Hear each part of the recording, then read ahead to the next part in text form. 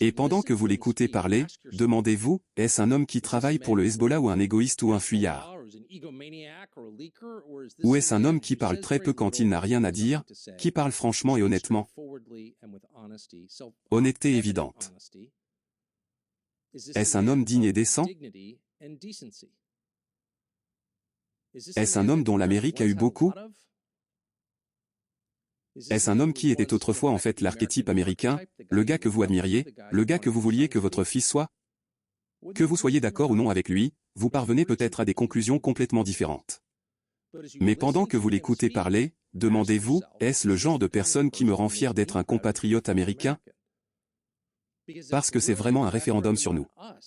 Si nous ne pouvons pas voir que Joe Kent, quoi que vous pensiez de ses opinions, est le genre d'homme que ce pays devrait produire, qu'il devrait élever et dont il devrait être fier.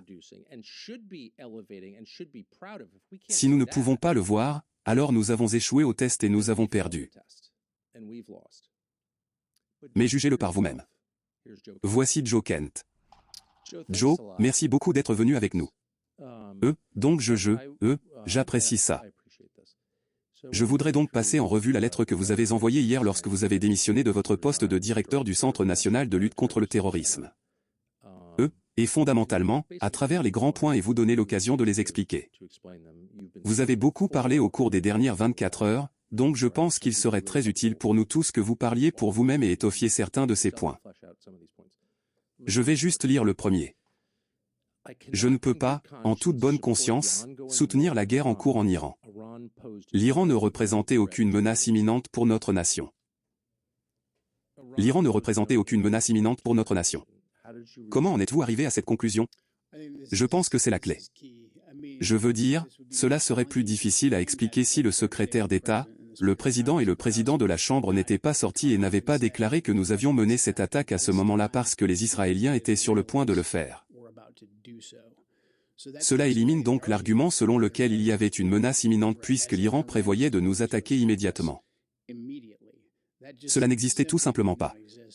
Puis-je vous demander de faire une pause et j'ai entendu des gens dire cela et cela vient de se produire, mais l'histoire a tendance à être réécrite en temps réel et puis vous regardez en arrière 10 ou 15, 20 ou 25 ans plus tard et personne ne semble comprendre les choses que vous avez vues parce qu'elles ont été éliminées.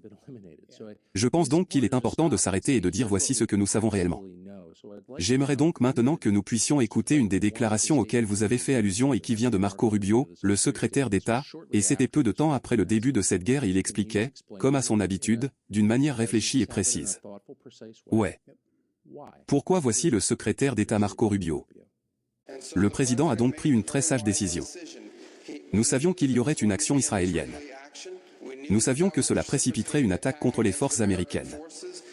Et nous savions que si nous ne les poursuivions pas de manière préventive avant qu'ils ne lancent ces attaques, nous subirions un plus grand nombre de victimes et peut-être même embaucherions ceux qui seraient tués.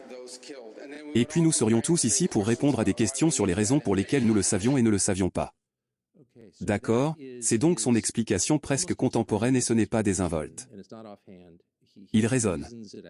Il explique qu'il y a là une chaîne logique et il dit, nous ne savions pas que l'Iran allait attaquer. Il n'a pas dit cela. Il a déclaré, nous savions qu'Israël allait attaquer l'Iran et qu'en représailles à ces attaques d'Israël contre l'Iran, l'Iran pourrait attaquer les forces américaines. La menace imminente décrite par le secrétaire d'État ne vient donc pas de l'Iran, mais d'Israël. Exactement. Et je pense que cela répond à un problème plus large. Qui est en charge de notre politique au Moyen-Orient? Qui décide si nous décidons d'entrer en guerre ou non? Dans ce cas, à cause de ce que le secrétaire d'État a décrit, puis du président de la Chambre, et de la manière dont les événements se sont déroulés, les Israéliens ont pris la décision de prendre cette mesure, dont nous savions qu'elle déclencherait une série d'événements, ce qui signifie que les Iraniens riposteraient. Maintenant, je pense qu'il existe un potentiel dans lequel nous aurions pu faire plusieurs choses différentes. Nous aurions pu simplement dire aux Israéliens, non, vous ne le ferez pas, et si vous le faites, nous vous retirerons quelque chose. Je pense que c'est bien que nous offrions une défense à Israël, mais lorsque nous leur fournissons les moyens de leur défense, nous pouvons dicter les conditions dans lesquelles ils passent à l'offensive. Sinon, ils risquent de perdre cette relation. Et les Israéliens se sentaient enhardis à l'idée que peu importe ce qu'ils faisaient, quelle que soit la situation dans laquelle ils nous mettaient, ils pouvaient aller de l'avant et entreprendre cette action et nous n'aurions qu'à réagir. Et donc cela témoigne de cette relation, mais cela montre aussi simplement qu'il y avait un lobby qui nous poussait à entrer en guerre. Je sais que nous y reviendrons plus tard dans la déclaration, mais nous avions un réel potentiel, je pense, en sachant ce que nous savons des Iraniens et comment ils réagissent et en particulier comment ils réagissent au leadership du président Trump. Les Iraniens, sous la direction du président Trump, en particulier au cours de son deuxième mandat, ont montré qu'ils adoptaient une approche très calculée face à l'échelle d'escalade. Par exemple, avant la guerre des 12 jours précédant Midnight Hammer, les Iraniens ne nous ont pas attaqués. Ils étaient engagés dans des négociations avec nous. Lorsque le président Trump est revenu au pouvoir, ils ont arrêté leur mandataire qui nous attaquait sous l'administration Biden parce qu'ils savaient que Biden était faible. Ils ont également empêché leur mandataire de nous attaquer. Ils savaient donc que le président Trump était quelqu'un qui voulait négocier, mais plus important encore, ils savaient que le président Trump n'était pas quelqu'un avec qui s'en prendre parce qu'il avait tué Qasem Soleimani. Il a tué Abu Hadi Mahanda. Il avait vaincu ISIS. Ils savaient que le président Trump était un homme d'action. Il est militairement fort. Et donc ils ont dit qu'avant d'agir, nous devons nous assurer que c'est calculé. Donc je pense que dans ce scénario, même si les Israéliens nous disaient que nous allions frapper à cette date et à ce moment-là et que nous n'essayions pas, vous savez, de négocier avec les Israéliens et de leur dire, nous leur retirerons quelque chose. Je pense que nous aurions quand même pu nous adresser aux Iraniens et leur dire, si quelque chose arrive ici dans les prochains jours, ce n'est pas nous. Nous sommes toujours sérieux dans les négociations et nous ne voulons pas que la situation s'intensifie car les plans iraniens sont bien connus. Nous savions qu'ils allaient potentiellement frapper nos bases dans la région, potentiellement nos alliés. Nous connaissions le détroit d'Ormuz. Je pense que toutes ces choses étaient assez bien connues. Eux, et la capacité des Houthis à fermer la mer Rouge, ce qu'ils n'ont pas encore fait, mais qui serait catastrophique pour le monde. Tout le monde connaît quelqu'un qui a vécu une tragédie inattendue. Vous perdez un parent, un conjoint, et cette personne, pour aggraver la tragédie, n'avait pas d'assurance vie. Ce qui s'est passé est déjà assez grave. Puis vient la crise financière, le remboursement de l'hypothèque, les frais de scolarité, les factures de base qui n'arrêtent pas d'arriver. C'est horrible. Cela ajoute à la douleur. Donc, si vous l'avez reporté, vous ne devriez probablement plus le faire. Vous avez besoin d'une assurance vie. Vos proches le font. Et Eto rend cela facile et rapide. Le processus est 100% en ligne. C'est pratique. Vous obtenez un devis en quelques secondes. Vous postulez en quelques minutes. Vous pouvez bénéficier d'une couverture le jour même. Il n'y a pas d'examen médical, juste quelques simples questions de santé, et vous devenez éligible à une couverture pouvant aller jusqu'à 3 millions. Certaines polices ne coûtent que $30 par mois. Aujourd'hui, nous connaissons une tonne de personnes qui souscrivent une assurance vie via Eto. Et le sentiment dominant est que cela les aide à mieux dormir. Pourquoi pas? C'est littéralement une assurance. Peu de choses sont aussi apaisantes que de savoir que vous avez contribué à protéger vos proches au cas où quelque chose d'inattendu et d'horrible se produirait. Aidez à protéger votre famille avec une assurance vie via Eto. Obtenez votre devis gratuit et instantané sur eto.com/tucker. Eto et hos.com/tucker. Les délais et les tarifs d'application peuvent varier, mais ils sont bons. Donc, mais juste dans le but d'expliquer votre position ou de l'étoffer davantage pour que les gens puissent la comprendre parce que c'est de loin la démission la plus médiatisée de votre espoir depuis longtemps. Il y a beaucoup de commentaires à ce sujet et j'ai en quelque sorte fait un rapide tour d'horizon cet après-midi. Des thèmes récurrents, je veux dire, bien sûr, il y a beaucoup de calomnies dont nous pouvons parler, mais l'attaque de fond contre vous et c'est une attaque ou une réputation de votre lettre est que, en fait, Joe Kent était totalement favorable à l'utilisation de l'action militaire. Il a par exemple soutenu l'assassinat de Soleimani. Il semblait par exemple bien avec la guerre des 12 jours. Il n'a donc pas de problème de principe avec un engagement avec l'Iran. Tu dis quoi à ça? Quelle est votre réponse? Eh bien, je n'ai aucun scrupule à combattre quiconque menace notre pays. Et les Iraniens ont constitué une menace par le passé. Et les Iraniens ont une manière de menacer l'Amérique. Ils en ont la capacité. Et nous parlons toujours dans les cercles du renseignement de la capacité. Oui. Et l'intention. Ce que votre ennemi est capable de faire et ce qu'il veut réellement faire. Et encore une fois, revenons aux données dont nous disposons sur les Iraniens. Ils ont utilisé l'échelle d'escalade. Nous l'avons vu délibérément pendant la guerre des 12 jours. Lorsqu'ils ont riposté après minuit, c'était très délibéré. Ils ont tiré autant de missiles que nous larguions des bombes sur les installations nucléaires et ils ont pratiquement touché une partie d'une base au Qatar où ils savaient que nous n'avions pas de troupes. Oui. Ils ne voulaient pas aller plus loin que nous étions prêts à aller. mais aussi les Iraniens, lorsqu'ils représentent une menace pour nous, ils le font généralement par l'intermédiaire de leurs mandataires. Et si leurs mandataires relèvent la tête et qu'ils nous poursuivent, c'est fondamentalement la doctrine Trump.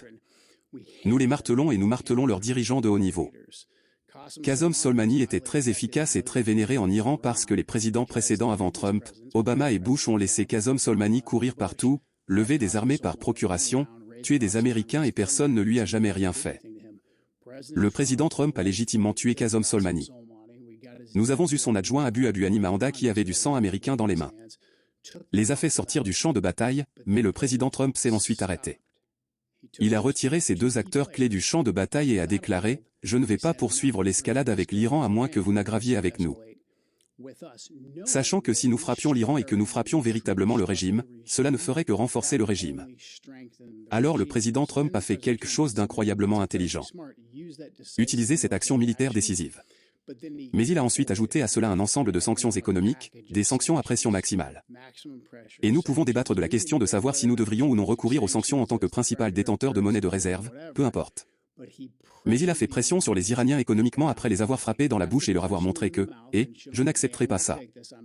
Je ne suis pas Obama. Je ne suis pas Bush. Si vous franchissez une ligne, je viendrai après vous. Mais ensuite, il leur a vraiment mis la pression économique.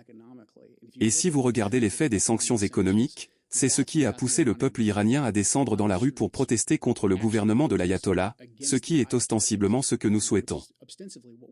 Nous aimerions voir un changement de régime par la base, où nous nous débarrasserions de l'ayatollah, mais c'est la volonté du peuple et il a un nouveau gouvernement efficace, stable et avec lequel nous pouvons gérer. La seule façon de jeter tout cela par la fenêtre, et ce n'est pas seulement l'opinion de Joe Kent.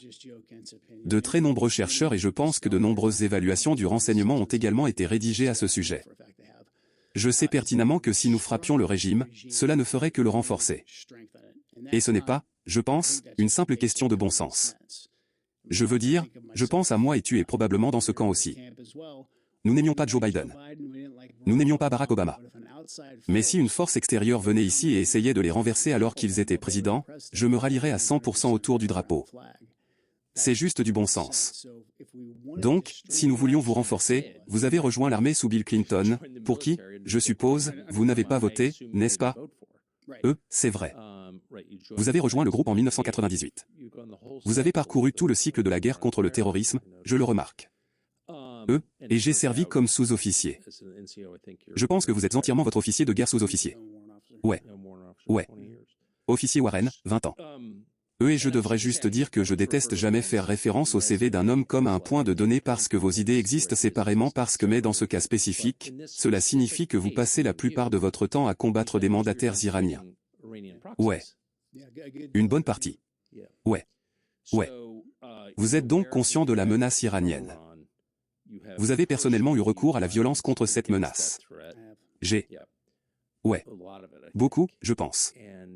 Et vous avez soutenu la politique du président jusqu'à assez récemment, n'est-ce pas? Et vous l'avez souvent dit en public. En fait, tu es allé travailler pour lui. Il vous a embauché. Droite.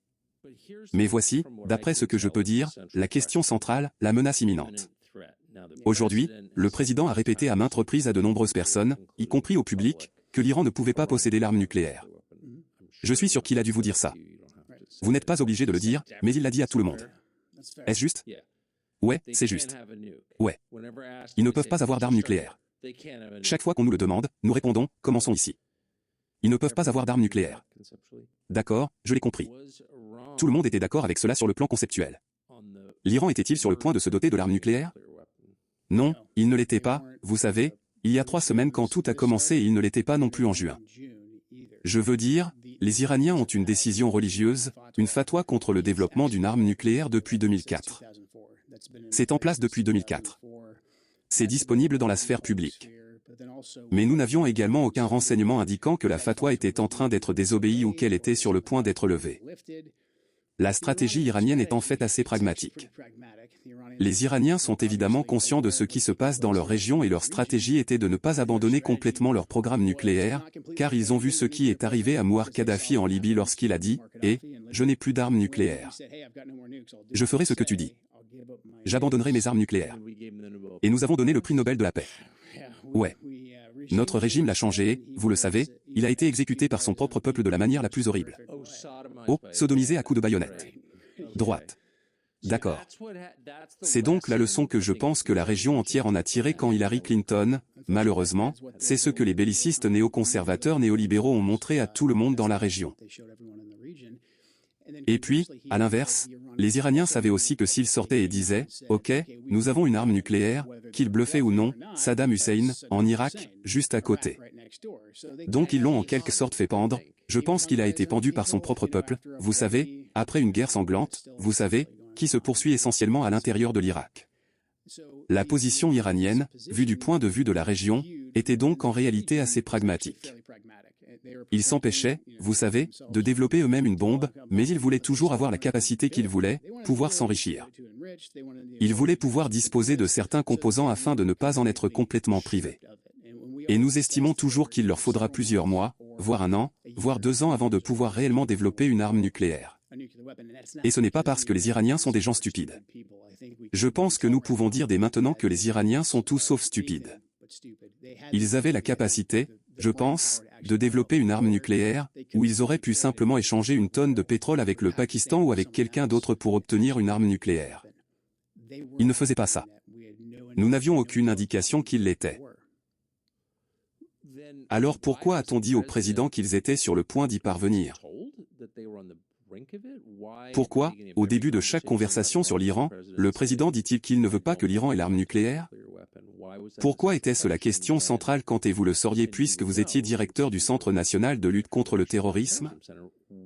Pourquoi aurait-il dit cela s'il n'y avait aucun renseignement ou preuve qu'il développait réellement une arme nucléaire?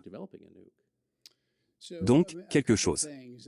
C'est ce dont je parle dans la lettre à propos de cet écosystème d'information qui est blanchi par de nombreux types néoconservateurs éminents qui sont très sympathiques à la cause israélienne, ainsi que par des responsables du gouvernement israélien qui nous donnent des informations par des canaux semi-officiels. Eux, ce qu'ils ont fait, c'est qu'ils ont essentiellement créé une ligne rouge changeante ou une nouvelle ligne rouge. Donc, si la ligne rouge du président était que l'Iran ne pouvait pas avoir l'arme nucléaire, nous disposions en fait d'une grande marge de manœuvre commerciale pour conclure un accord en raison de ce que je viens de décrire avec la politique iranienne. Il s'agit essentiellement du dicton iranien, d'accord, nous ne voulons pas d'armes nucléaires. Eh bien, cela signifie que nous sommes fondamentalement à un point où nous pouvons commencer à négocier et parvenir à un accord. Et le président est un fantastique négociateur. Donc, si votre objectif est de nous éloigner de tout type d'accord et que votre objectif est de nous entraîner dans un conflit, vous devez déplacer cette ligne rouge. Et c'est là qu'une grande partie de cette politique américaine à l'égard de l'Iran ne peut comporter aucun enrichissement nucléaire. L'argent a été blanchi par un grand nombre de têtes parlantes. Mark Levin, Mark Dubitz, vous avez la Fondation pour la défense des démocraties. Vous le nommez. Washington DC compte de nombreux lobbyistes pro-israéliens qui viendront dire ces choses, qui publieront des articles de réflexion à ce sujet, qui iront dans les médias, qui publieront, vous savez, des articles dans le Wall Street Journal pour parler de cela, pourquoi ils ne peuvent pas s'enrichir du tout. Et puis nous avons un degré élevé d'engagement avec les responsables du gouvernement israélien qui viendront et diront, eh bien, ils s'enrichissent et ils pourraient s'enrichir ou ils pourraient s'enrichir davantage et cela les rapprochera de l'arme nucléaire. C'est alors que l'enrichissement est devenu la nouvelle politique américaine. Et le seul responsable que j'ai entendu et que les gens sont invités à rechercher, c'est que celui qui a dit cela dans la première administration Trump était Mike Pompeo. Il l'a dit, le président ne l'a pas dit. Le président a été très cohérent. Il a dit qu'il ne pouvait pas avoir d'armes nucléaires. Mais encore une fois, comme je l'ai dit, cela nous place dans une situation où nous pourrions réellement mener des négociations. Et je pense que seul le président Trump a pu mener des négociations avec l'Iran avec succès parce qu'il les a frappés au visage. Et les Iraniens nous marchaient dessus. Ils avaient tué nos soldats. Tout cela est vrai. Je n'ai aucune sympathie pour les Iraniens, ni pour ce que faisait leur mandataire. Le président Trump a établi ce niveau lorsqu'il a tué Qasem Soleimani et abattu Muanda. Ceux qui voulaient pousser une véritable guerre pour un changement de régime en Iran le savaient et ils savaient qu'il y avait une possibilité d'obtenir un accord ou qu'il y avait une possibilité que le président Trump continue simplement sa politique de sanctions sous pression maximale et si vous nous poursuivez, nous vous frapperons durement et cela a obtenu le des manifestants dans les rues en Iran et c'est en fait ce que le régime craignait le plus. Je ne pense pas que l'ayatollah ait eu peur de mourir, pas parce que, vous le savez, c'est un foufou. Je suis sûr qu'une certaine mesure de la culture du martyr chiite a joué un rôle dans cela. Cependant, je pense qu'il savait que s'il était tué, le régime survivrait parce que le peuple se rassemblerait autour du régime. Eh bien, il y a eu beaucoup de bruit dans les informations ces derniers temps, mais cela n'a aucune importance si vous ne pouvez pas l'entendre. Et il n'y a aucune honte à cela. Cela arrive à des millions de personnes chaque année. Si vous tirez beaucoup, vous connaissez la sensation. Nos amis chez Audi peuvent changer votre vie. Aides auditives conformes à la FDA pour aussi peu que 98. Aucune ordonnance, aucune visite chez le médecin n'est requise. Disponible chez plus de 10 000 détaillants à travers le pays, dont Walmart et Walgreens. Plus d'1,5 million d'Américains utilisent déjà Audi, et cela a changé leur vie. Plus besoin de plisser les yeux et de lutter pour entendre lorsque les gens essaient de vous parler. Audi vous aide à vous reconnecter au monde et, plus important encore, aux autres personnes qui sont la clé de la vie. Visitez herecare.com. Et c'est ici à heartecare.com ou appelez le 1-800-453-2916 pour en savoir plus sur la façon dont Audi peut vous aider, vous ou quelqu'un que vous aimez, à mieux entendre. Il s'agit d'une audition essentielle en matière de soins de santé et elle est désormais accessible et abordable. C'est ce que le système aurait dû faire depuis le début. Je crois que tu as prédit ça, tu sais, il y a quelques années. Je pense qu'on regarde. Je veux dire, il est difficile de savoir exactement ce que nous regardons, mais cela semble cohérent avec ce que nous regardons. Donc, je me concentre uniquement sur cette question de menace imminente parce que c'est vraiment la seule justification, je pense, que la plupart des Américains accepteraient pour une guerre préventive. Certainement autrement, tout comme une guerre de choix menée parce que bébé vous l'a dit et personne ne veut soutenir cela parce que c'est évidemment illégitime. Menace donc imminente. Vous dites qu'aucun renseignement que vous avez vu avec le plus haut niveau d'autorisation n'était manifestement impliqué dans cette conversation qui montrait une menace imminente de l'Iran pour les États-Unis. Non, non. À moins que nous prenions certaines mesures, à moins que nous ne les poursuivions d'une manière qui, selon eux, menaçait le régime, alors nous savions fondamentalement ce qu'ils allaient faire. C'est ça, c'est vrai. Bien sûr. Mais comme n'importe quel pays. Donc si vous attaquez un pays, nous savons qu'il va réagir. Nous faisons face à une menace imminente une fois que nous vous attaquons. Fantastique. Ouais, exactement. Mais aucun renseignement ne disait, et, quel que soit le jour, le 1er mars, les Iraniens vont lancer cette grande attaque sournoise. Ils vont faire une sorte de 911 Pearl Harbor, etc. Ils vont attaquer une de nos bases. Il n'y avait aucune de ces informations. Encore une fois, revenons à ce que nous savons des Iraniens. Ils sont très délibérés avec l'échelle d'escalade. Et encore une fois, ils n'ont été délibérés que sous la direction du président Trump parce qu'ils le savaient et ils ont pris le président Trump très au sérieux. Donc, je veux dire, c'est juste que je pense que c'est une chose remarquable à comprendre parce que vous n'êtes pas un gars sur Twitter.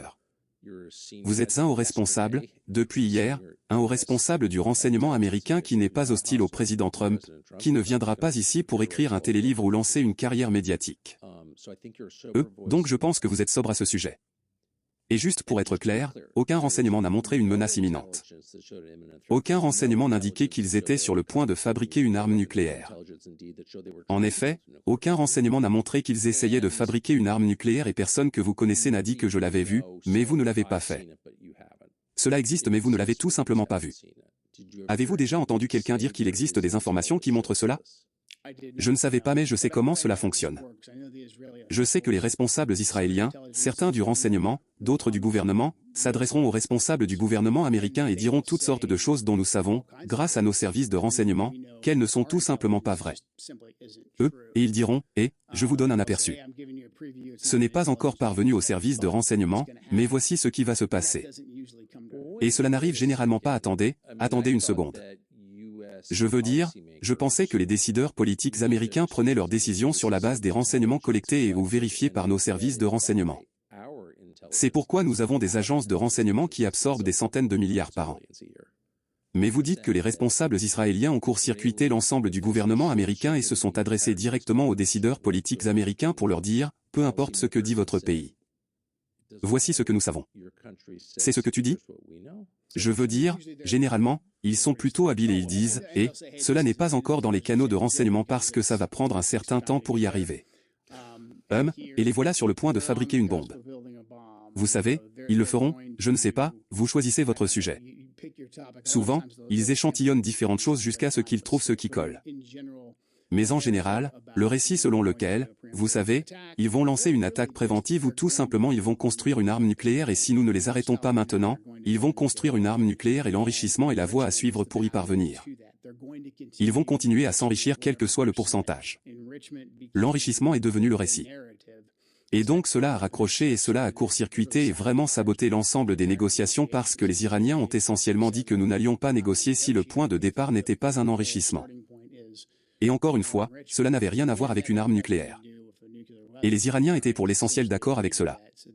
Alors les Israéliens sont arrivés, ils ont déplacé cette ligne rouge, et ils faisaient beaucoup pour dire « Oh, ils enrichissent ».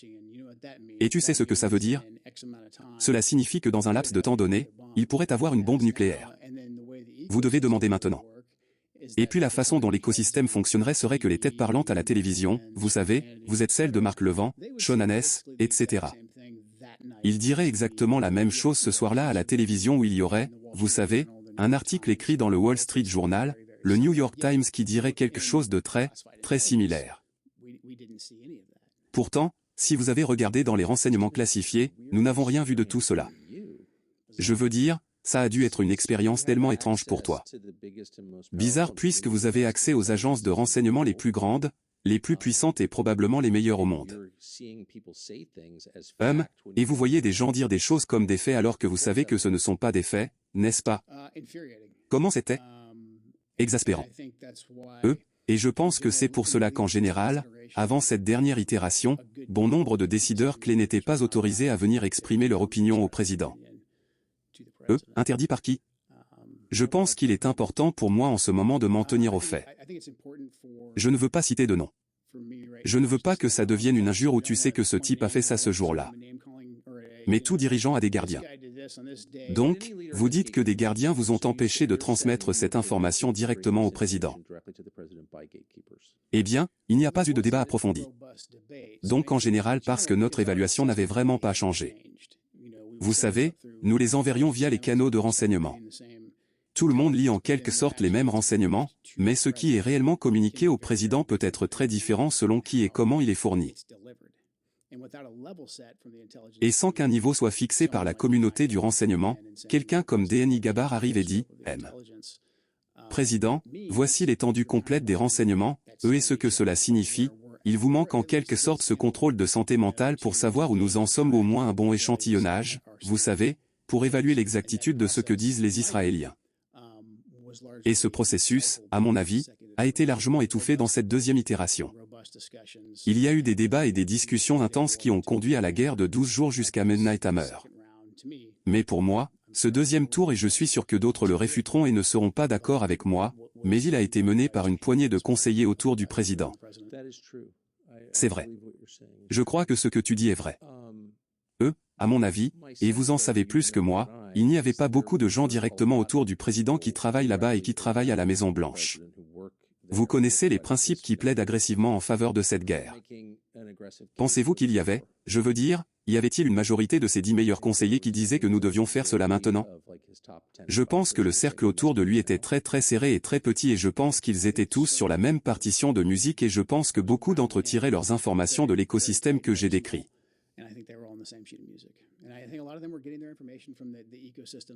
Et je pense que nous serions dans un endroit différent si nous avions parlé de la situation réelle des renseignements et de nos intérêts, donc des points de discussion du gouvernement israélien blanchi par Fox News et le Wall Street Journal. Est-ce de cet écosystème dont vous parlez? Ouais. Et puis les responsables israéliens arrivés, soit avant, soit après coup, disent que la même chose, comme l'enrichissement, leur procurera une bombe nucléaire dans un laps de temps déterminé. Pensez-vous que vous et le DNI pour lequel vous avez travaillé jusqu'à hier avez eu autant de face-à-face avec le président que les responsables israéliens? Je ne sais pas. Je n'en suis pas sûr parce que je ne sais pas exactement à quelle fréquence les Israéliens s'engageaient directement avec le président. Il semblait que Benjamin Netanyahou était, vous savez, évidemment, tout le monde savait qu'il était à la Maison-Blanche assez souvent. Ouais, un peu. Et puis ces autres fonctionnaires aussi, Durmé, etc., ces gars-là étaient là. Ils passaient des appels téléphoniques, avec beaucoup d'engagement de leur part. Et encore une fois, lorsque nous entendions ou que vous entendiez ce qu'ils disaient, cela ne se reflétait pas dans les canaux de renseignement. Même les renseignements que nous partagions avec les Israéliens et que les Israéliens nous fournissaient dans de nombreux cas. Il y avait donc un écart clair, vous savez, entre, vous savez, les renseignements, puis les informations fournies au président et les décisions que le président prenait. Je ne veux pas vous mettre dans une position inconfortable. Évidemment, vous n'allez rien divulguer de ce qui est classifié. Je ne pense pas que tu le ferais. Vous ne devriez certainement pas le faire parce qu'il y a des gens, vous savez, qui vous font du mal pour cela et vous ne devriez pas le faire. Donc sans vous encourager à faire ça, c'est ouais, je pense que c'est un lieu courant. C'est compris à Washington.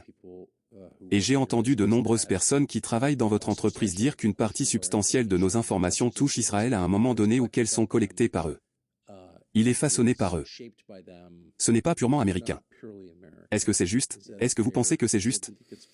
Surtout au Moyen-Orient, je dirais que les Israéliens sont très compétents sur le plan tactique. Ils disposent d'un service de renseignement très compétent. Et il y a beaucoup de choses que nous pouvons apprendre d'eux dans le domaine du renseignement. Oui. Ils sont donc très compétents. Très bien. Ouf. Cependant, chaque fois que nous recevons des informations d'un service de liaison, je pense qu'il est extrêmement important de comprendre qu'elles peuvent nous être données pour nous influencer autant que pour nous informer. Et la façon dont je verrai les informations israéliennes en particulier venant des hauts responsables, directement à nos hauts responsables, que cette mise en garde n'était tout simplement pas donnée assez fréquemment.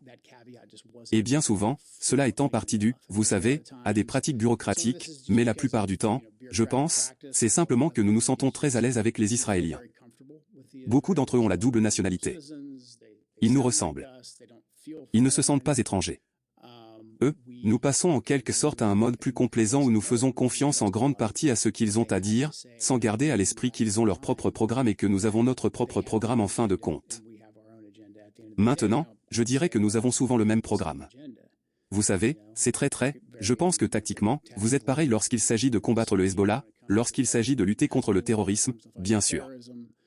Mais quand il s'agit de quel est notre objectif stratégique dans une guerre qui va avoir des ramifications pour notre pays, pour la région, pour l'approvisionnement énergétique mondial, je pense que la plupart des gens en ce moment au Pentagone et dans les agences de renseignement. Ils diraient que nous et les Israéliens avons en réalité un objectif différent ici.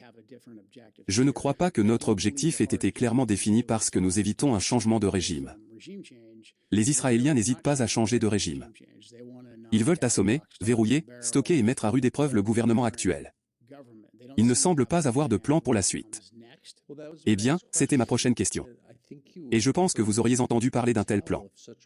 Donc, si vous comptez éliminer un gouvernement, je pense qu'il est juste de se demander ce qui le remplacera.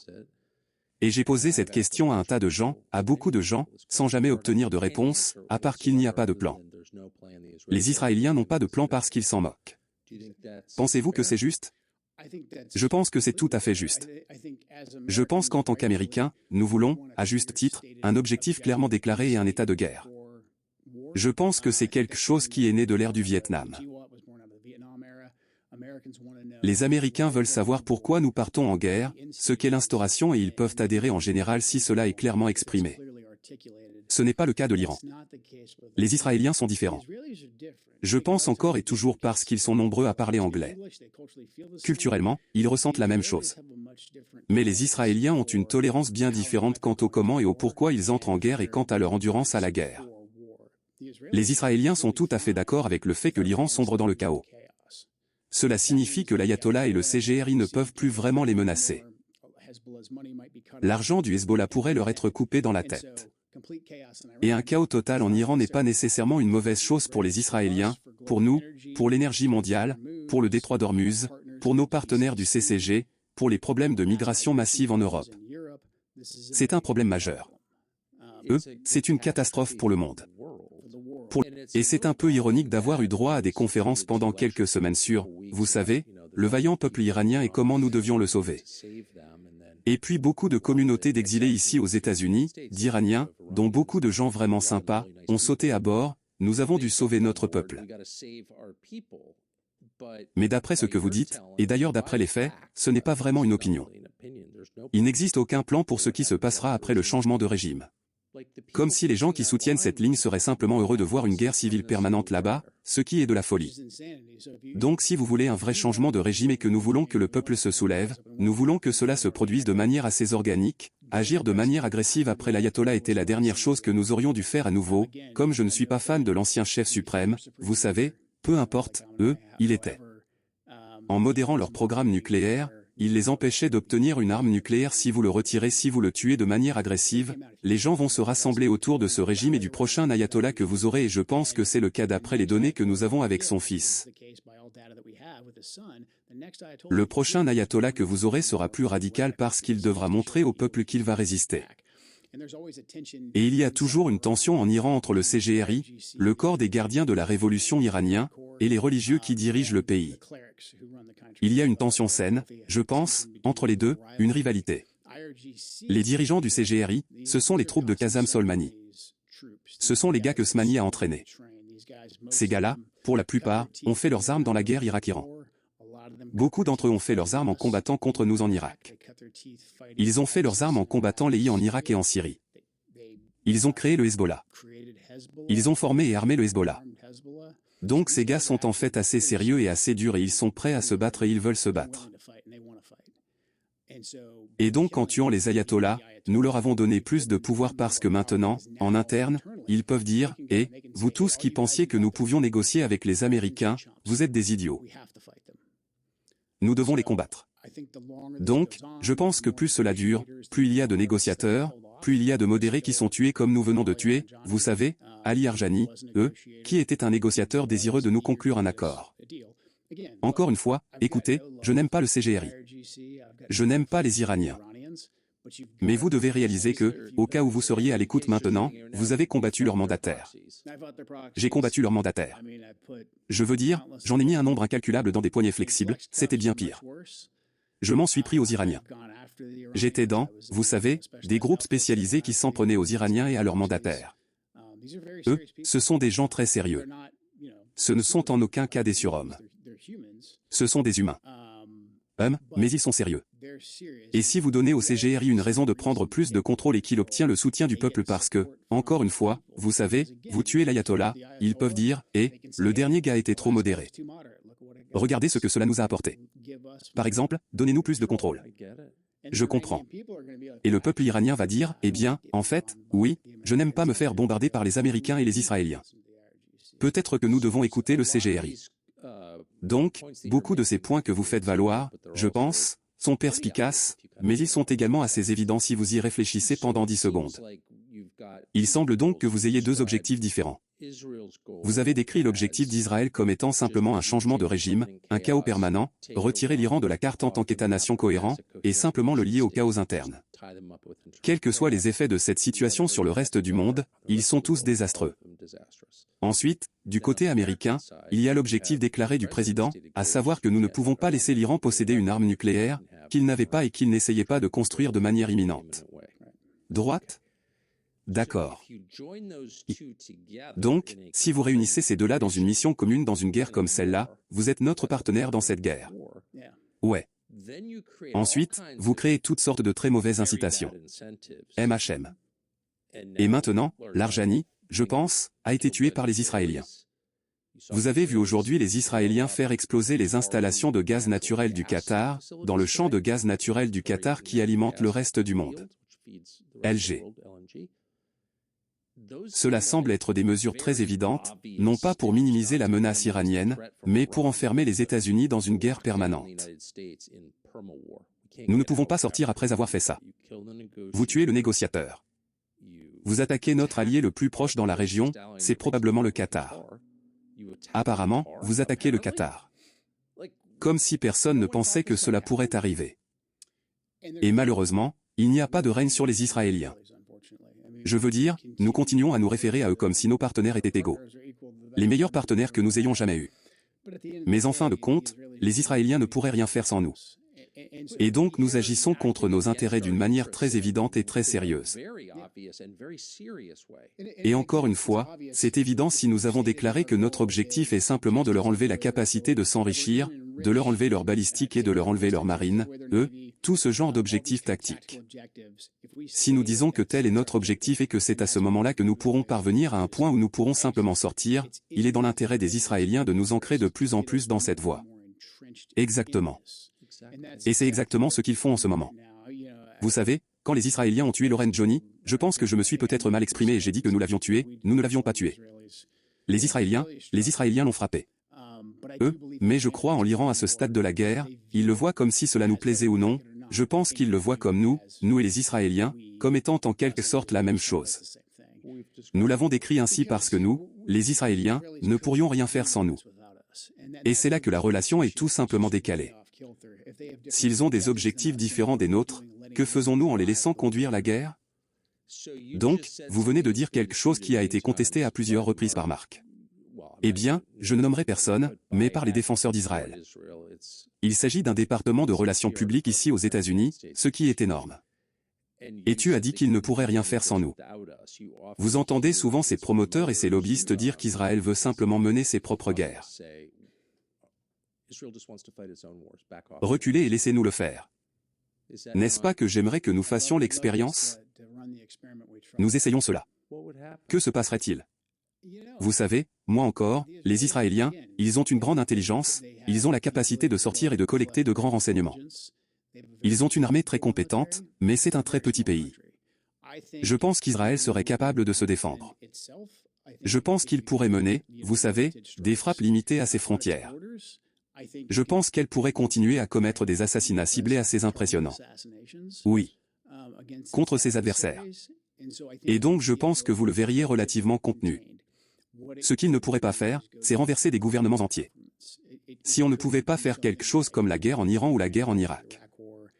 Vous savez, elle ne pouvait pas déstabiliser la Syrie de manière agressive. Israël ne pouvait pas faire tous ces grands changements de régime dans lesquels l'Amérique s'est engagée tout seul, c'est pourquoi on en revient au lobby israélien qui est si puissant et si agressif. Donc ça et je veux vous poser des questions à ce sujet parce que c'est la phrase pour laquelle vous êtes attaqué. J'aimerais donc que vous m'expliquiez plus en détail pourquoi vous avez dit ce que vous avez fait et que vous le lisiez. Mais avant cela, une dernière question. À votre connaissance, est-ce que tout cela a été débattu avant le début de cette guerre, il y a 3 semaines? Est-ce que quelqu'un a dit, eh bien, attendez une seconde. Si nous faisons cela et tuons l'ayatollah parce que c'était comme le premier ordre, je pense, quels seront les effets après et quel est le but? Est-ce que ces débats ont déjà eu lieu avant la guerre des 12 jours?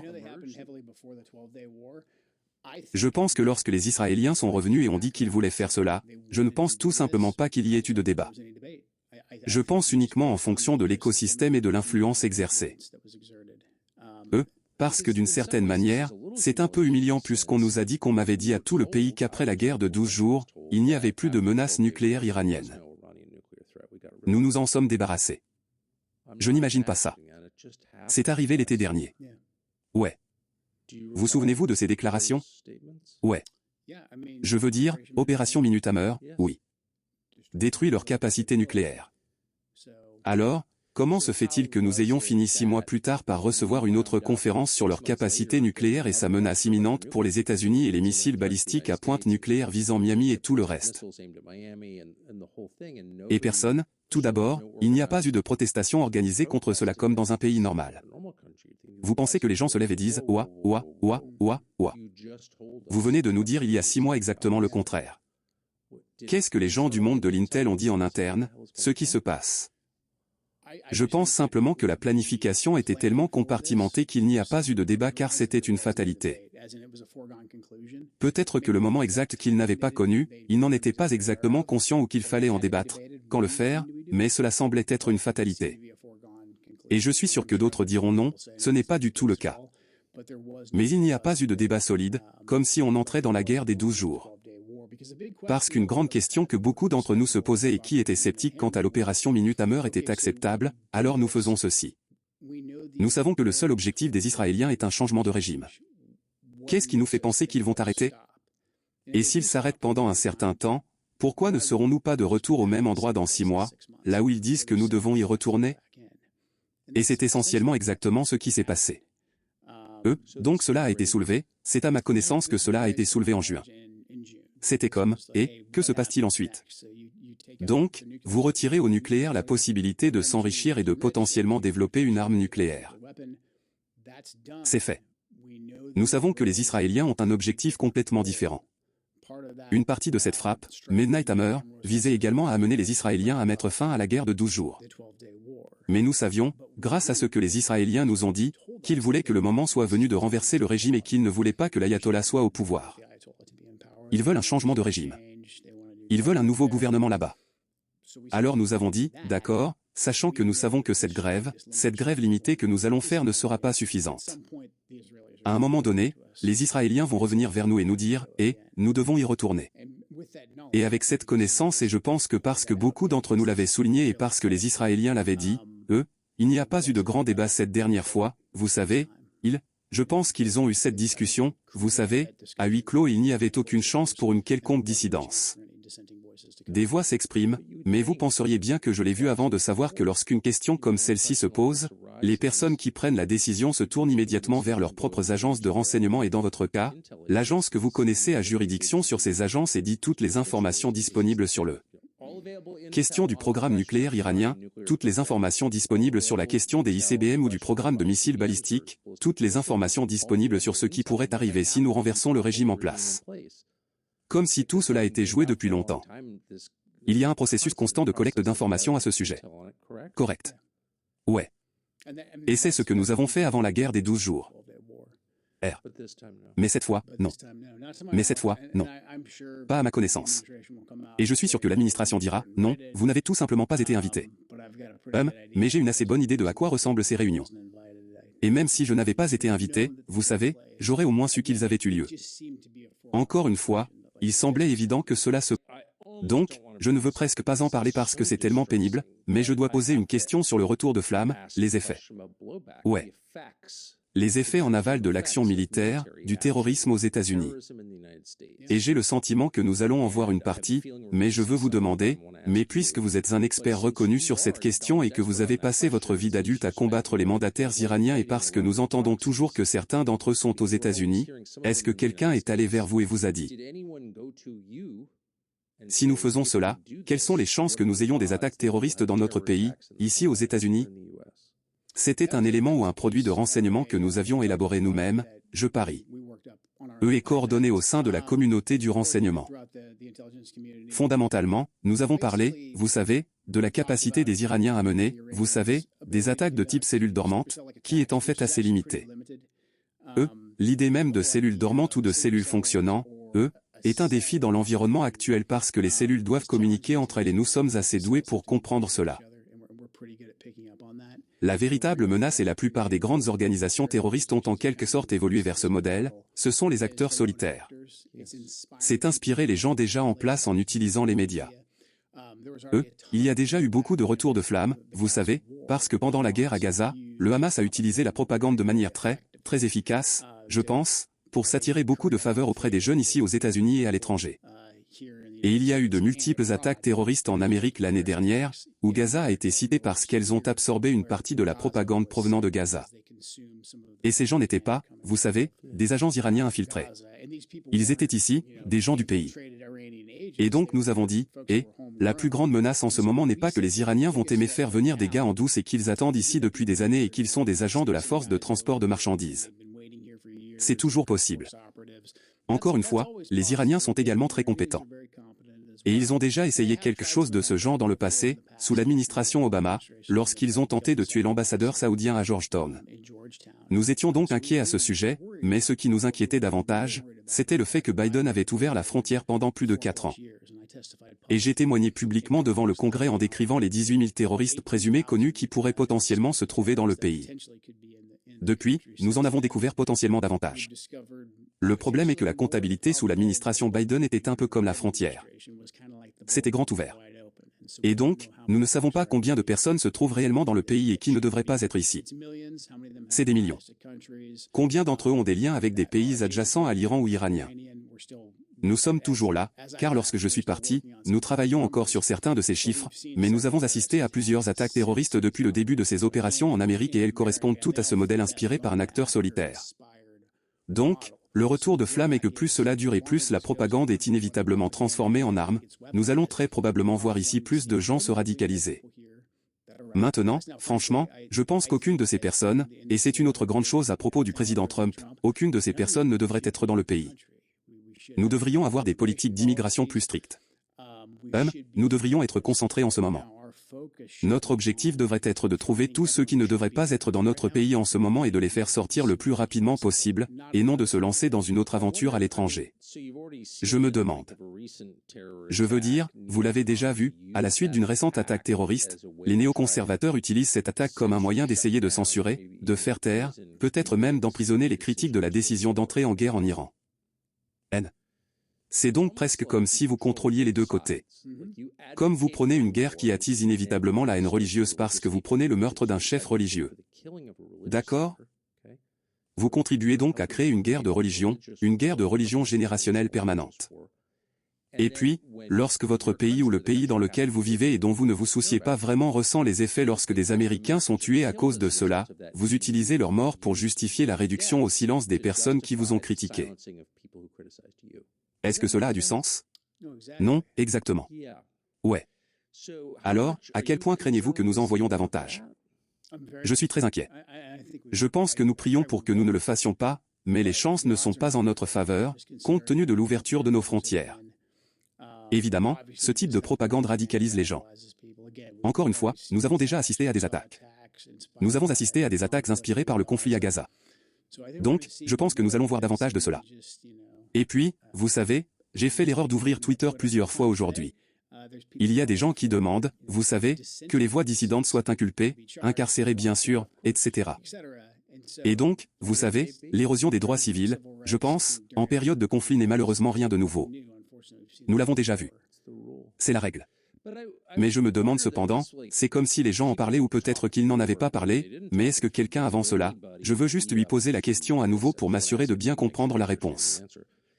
Avant cette guerre, qui est maintenant une guerre régionale, potentiellement une guerre mondiale, une grande guerre, la plus grande guerre de nos vies, est-ce que quelqu'un est venu vous voir et vous a dit, avez-vous une idée de ce que vous projetez et quels seront les effets sur les États-Unis?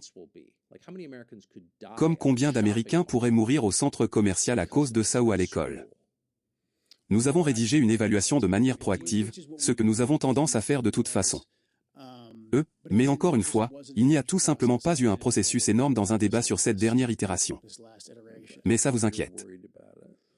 Vous savez, je suis très inquiet à ce sujet. Moi aussi. Moi aussi. Ouais, je le suis aussi. D'accord. Alors laissez-moi vous lire le plus controversé et vous avez abordé ce sujet dans une certaine mesure, mais j'aimerais que vous l'expliquiez un peu plus si cela ne vous dérange pas. Vous dites que je soutiens les valeurs, les politiques étrangères pour lesquelles vous avez fait campagne pendant 3 campagnes et que vous avez mises en œuvre. Jusqu'en juin 2025, vous avez compris que les guerres au Moyen-Orient étaient un piège qui privait l'Amérique des vies précieuses de nos patriotes et appauvrissait la richesse et la prospérité de notre nation. Au début de cette administration, c'est le changement. De hauts responsables israéliens et des membres influents des médias américains ont déployé une campagne de désinformation qui a complètement miné votre programme America First et a influencé les sentiments pro-guerre pour encourager une guerre avec l'Iran. Cette chambre d'écho a été utilisée pour vous faire croire que l'Iran représentait une menace imminente pour les États-Unis et que vous devriez frapper maintenant. Il y avait une voie claire vers une victoire rapide. C'était un mensonge et c'est la même tactique que celle utilisée par les Israéliens pour nous entraîner dans la désastreuse guerre en Irak qui a coûté à notre nation la vie de milliers de nos meilleurs hommes et femmes. Nous ne pouvons pas commettre cette erreur à nouveau. Donc, je pense que vous avez expliqué comment fonctionnait la chambre d'écho et la campagne de lobbying. Ce n'était pas seulement sur Fox et le Wall Street Journal. C'était par téléphone et par SMS. C'était en personne et c'était implacable. Et il n'y a pas eu de campagne compensatoire. Presque personne n'est allé voir le président et lui a dit, en fait, voici le point de vue américain, ce qui est frustrant. Mais ensuite vous faites allusion à la fin à la guerre en Irak. MHM. Et je pense que vous m'avez dit au dîner hier soir, je pense que vous avez passé 5 ans au total dans vos 11 déploiements de combat. Vous avez passé environ 5 ans dans ouais. Je veux dire que 9 de ces déploiements ont eu lieu en Irak pour une durée de 6 à 8 mois. Alors oui. D'accord. Vous avez donc eu le temps de réfléchir à la guerre en Irak. Ouais. Ouais. Ouais. Plus de temps que ce qui est sain. Ouais. Puis-je juste dire parce que ça me fait du bien. Alors voilà. Vous rejoignez l'armée à 18h18. 18h ouais. Vous y passez toute votre jeune vie. Allez à toutes ces guerres. 11 déploiements.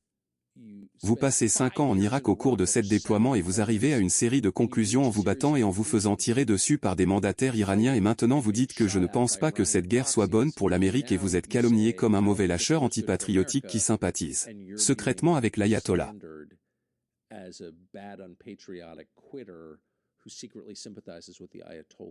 Je dois juste vous demander ce que ça fait.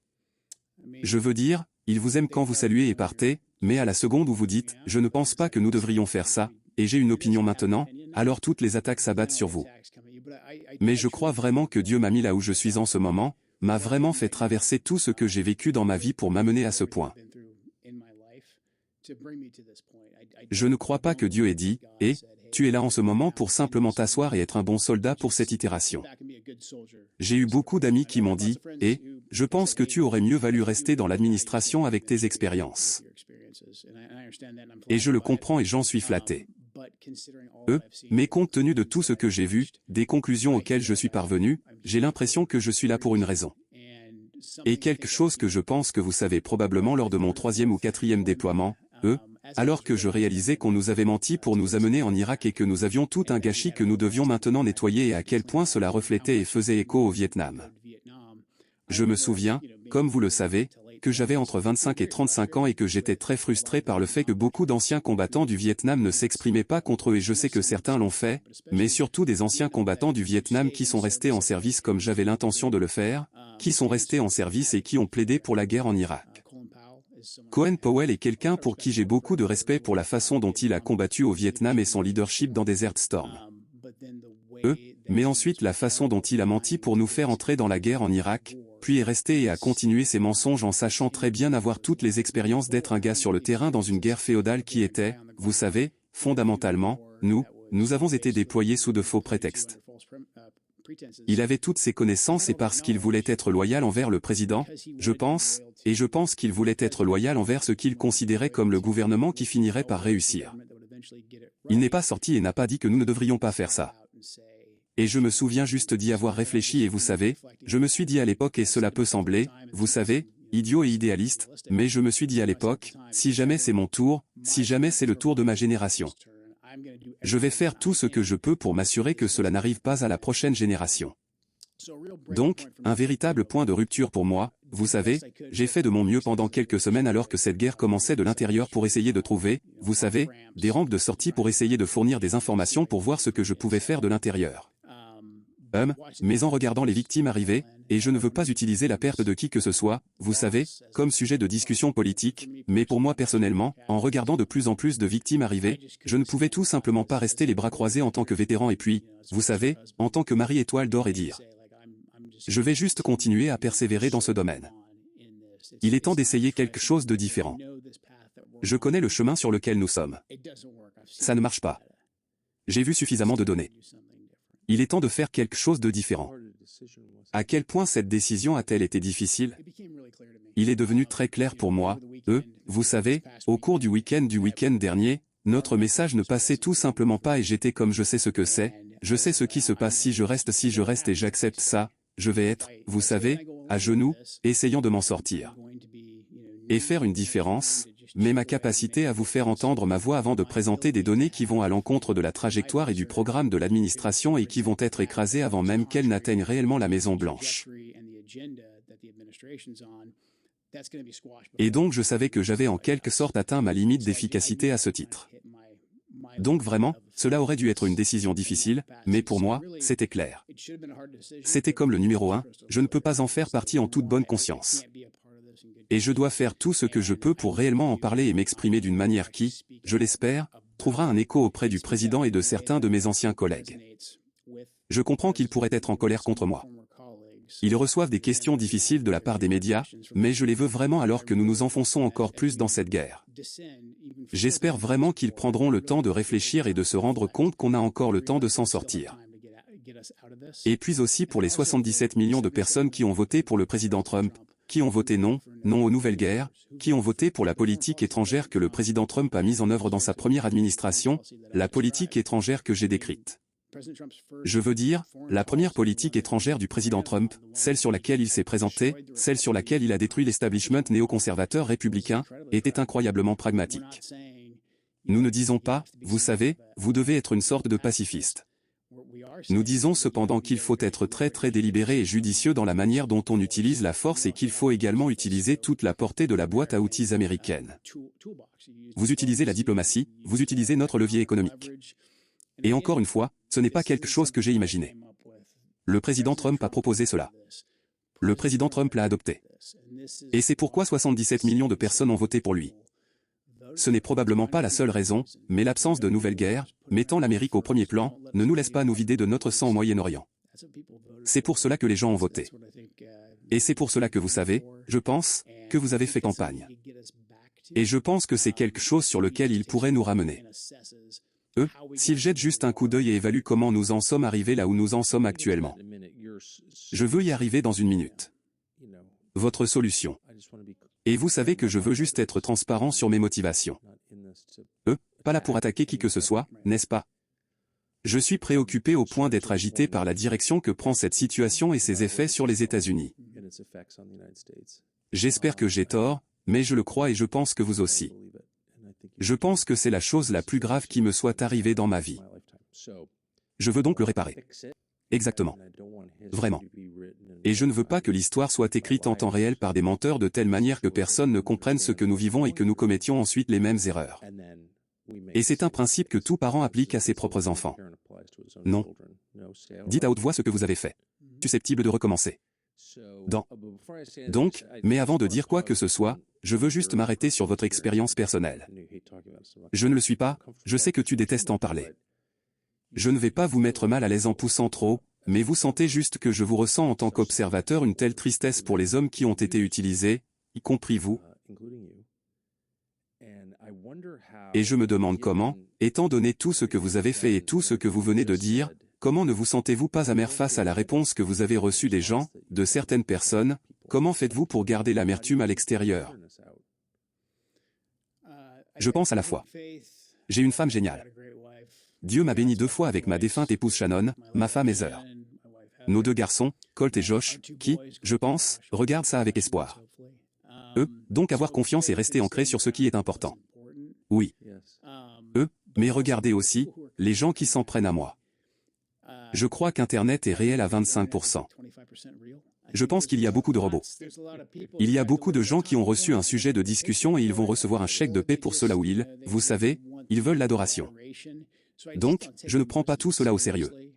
Et encore une fois, écoutez, je sais qu'il y a certains de mes anciens collègues, des gens que j'aime bien, qui ont dû me succéder, et je comprends cela aussi. Jean, je comprends. Jean, ils sont toujours là. Ils doivent discréditer tout ce que je dis en ce moment. Ils regardent, prennent des notes. Donc je ne suis pas amer à ce sujet. Je veux littéralement me concentrer sur la tâche à accomplir, et la tâche à accomplir nous empêche de nous enfoncer plus profondément dans ce bourbier.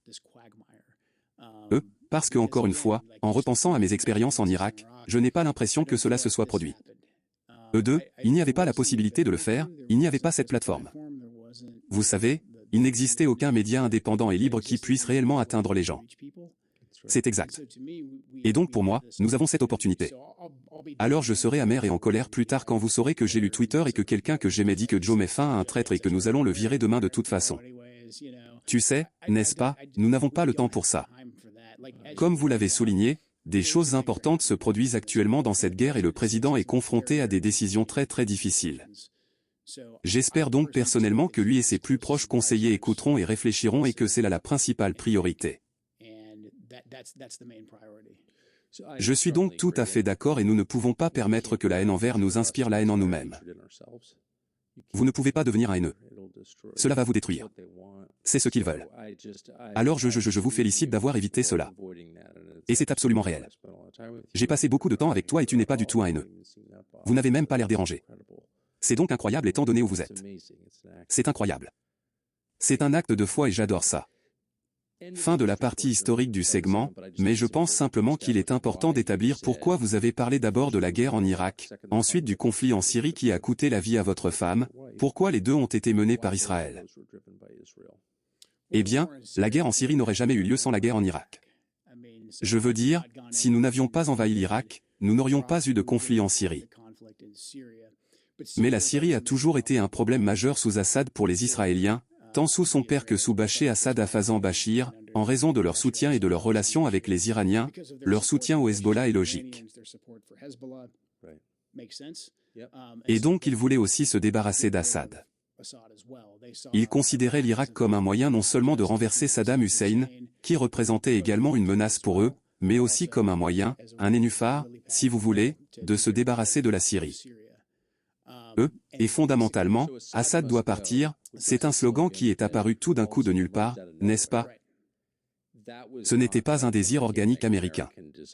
Ce n'était pas comme si les Américains se sont réveillés et se sont dit, vous savez, le problème, c'est vraiment cet ophtalmologiste syrien, il doit partir. C'est cela qui reflète les priorités d'Israël, et non d'Israël.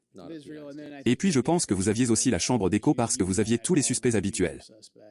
Vous aviez le FDD et toutes ces autres organisations qui disaient que le moment était venu, vous savez, de briser Barry Weiss, de rompre avec la Syrie.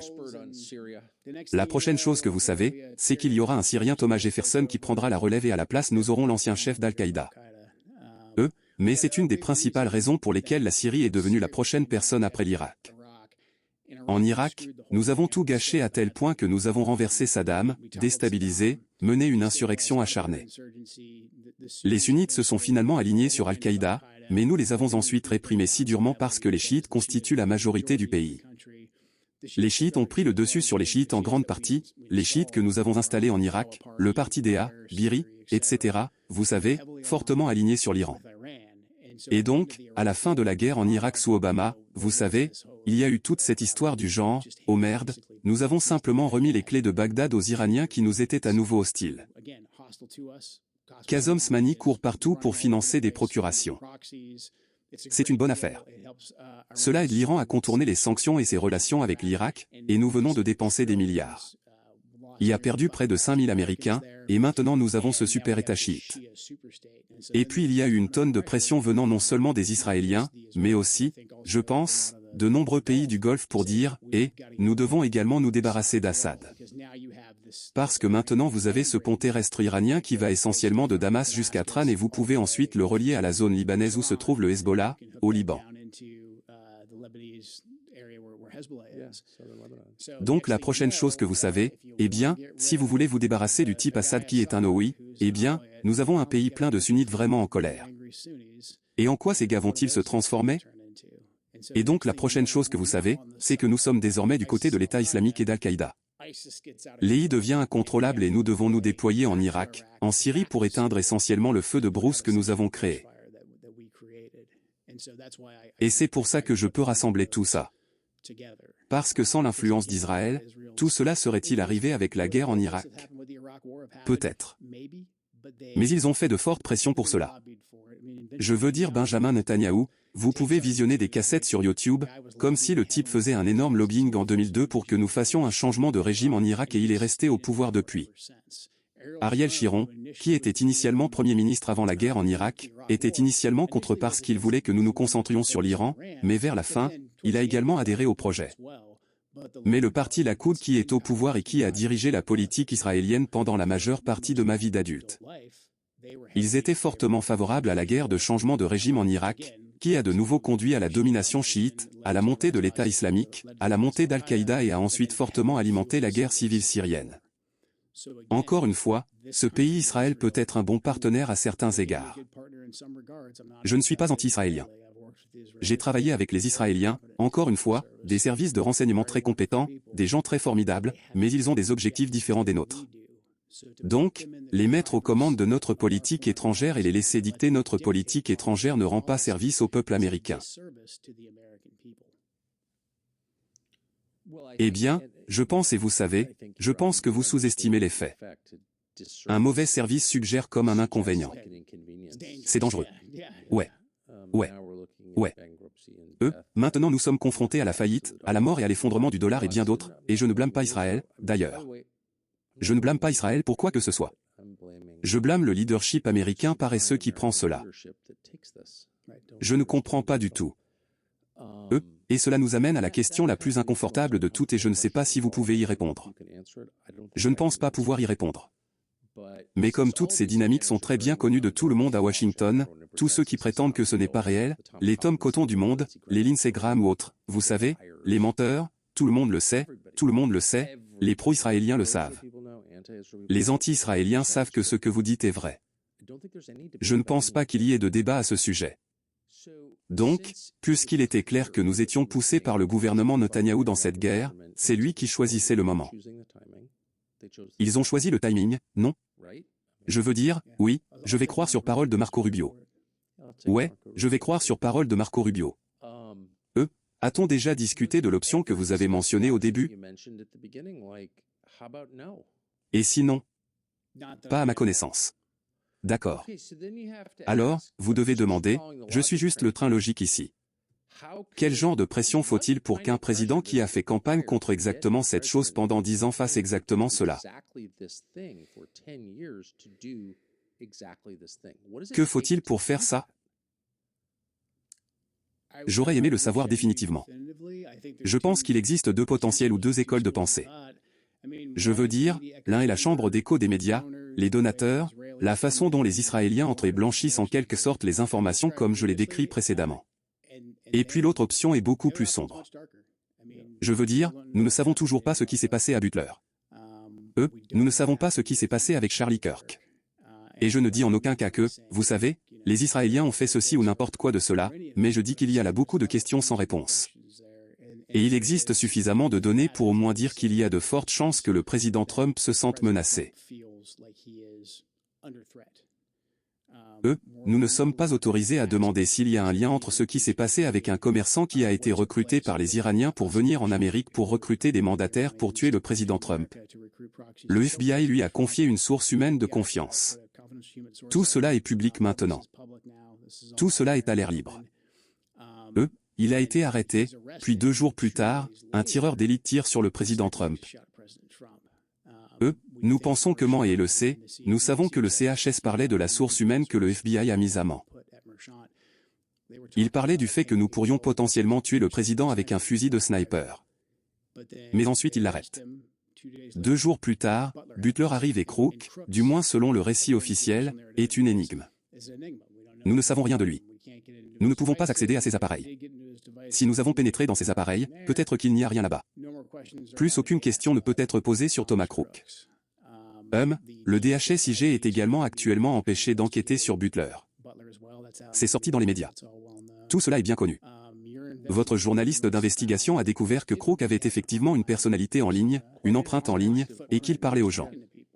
Alors, c'est comme, pourquoi n'enquêtons-nous pas là-dessus, vous savez? Je veux dire, s'il y a une tentative de meurtre contre un candidat à la présidentielle, une tentative de meurtre contre un candidat à la présidentielle, et puis il y a une autre tentative d'assassinat. Il y a eu de nombreuses atteintes publiques à la sécurité du président Trump au cours de la dernière année. Et puis, vous savez, Charlie Kirk est tué publiquement d'une manière très horrible, et nous ne sommes même pas vraiment autorisés à enquêter sur cela. Et Charlie Kirk était l'un des plus proches conseillers du président Trump et il s'est également fortement opposé à une guerre avec l'Iran. Il se trouvait dans le bureau ovale à l'approche de la guerre des 12 jours. Je n'étais pas particulièrement proche de Charlie. Il a été très aimable avec moi lorsque je me présentais au Congrès, il m'a beaucoup soutenu. Donc nous nous connaissions et la dernière fois que j'ai vu Charlie Kirk sur cette terre, c'était en juin, dans l'aile ouest, dans l'escalier. Et je lui ai dit bonjour et il m'a regardé dans les yeux et il a dit très fort et c'est un petit tu as été dans l'aile ouest c'est petit c'est un espace restreint et il a dit très fort que Joe nous empêche d'entrer dans une guerre avec l'Iran, il était déterminé et il est parti et il est allé, je crois, dans l'Ovale donc quand l'un des conseillers les plus proches du président Trump qui plaide haut et fort pour que nous n'entrions pas en guerre avec l'Iran et pour que nous repensions au moins notre relation avec les Israéliens et puis il a soudainement été assassiné publiquement et nous ne sommes pas autorisés à poser des questions à ce sujet. C'est un point de données. C'est un point de données que nous devons examiner. Que veux-tu dire quand tu dis que nous ne sommes pas autorisés à poser des questions à ce sujet? On nous a dit que cet individu Robinson était un tireur solitaire et c'est peut-être le cas. Mais l'enquête à laquelle je faisais partie, le Centre national de lutte contre le terrorisme, nous a été empêché de poursuivre l'enquête. Et le FBI dira qu'il a arrêté cela parce qu'il voulait que tout soit remis aux autorités de l'État de l'Utah. Tout va être jugé. C'est très très sensible. Mais il nous restait encore beaucoup de choses à examiner que 3 ne pouvait pas vraiment aborder. Mais il y avait encore des liens qui nous permettaient d'enquêter et de déterminer si nous devions les détruire. Et je ne tire aucune conclusion. Je ne dis pas que je ne pense pas que vous l'êtes parce que vous savez que c'est à cause de cela que cela s'est produit. Je ne dis pas ça du tout. Je dis juste qu'il y a des questions sans réponse. Nous connaissons la pression, en raison des messages textes qui ont été rendus publics, indiquant que Charlie subissait beaucoup de pression de la part de nombreux donateurs pro-israéliens. Et encore une fois, nous savons que Charlie plaidait auprès du président Trump contre cette guerre avec l'Iran. Et nous savions à la fin de la guerre de 12 jours, à la fin de Midnight Hammer, que les Israéliens allaient revenir et nous demander de reprendre la guerre. Droite. Nous avons donc beaucoup de données entre Butler, les tentatives d'assassinat contre le président Trump, les atteintes à sa sécurité, ce qui est arrivé à Charlie Kirk. C'est puis juste vous demander de faire une pause sur Charlie Kirk juste ouais. Parce que ça me bouleverse d'entendre ce que vous dites pour qu'on lui rappelle qu'il a été assassiné. Mais aussi de vous entendre confirmer ce qui a été rapporté dans les médias il y a plusieurs mois, selon lequel votre bureau avait été empêché d'enquêter sur son assassinat. Cela n'a aucun sens pour moi. Je ne comprends pas pourquoi vous refuseriez l'aide dans une enquête d'une agence américaine ayant beaucoup d'expérience dans la collecte de renseignements sur certaines choses.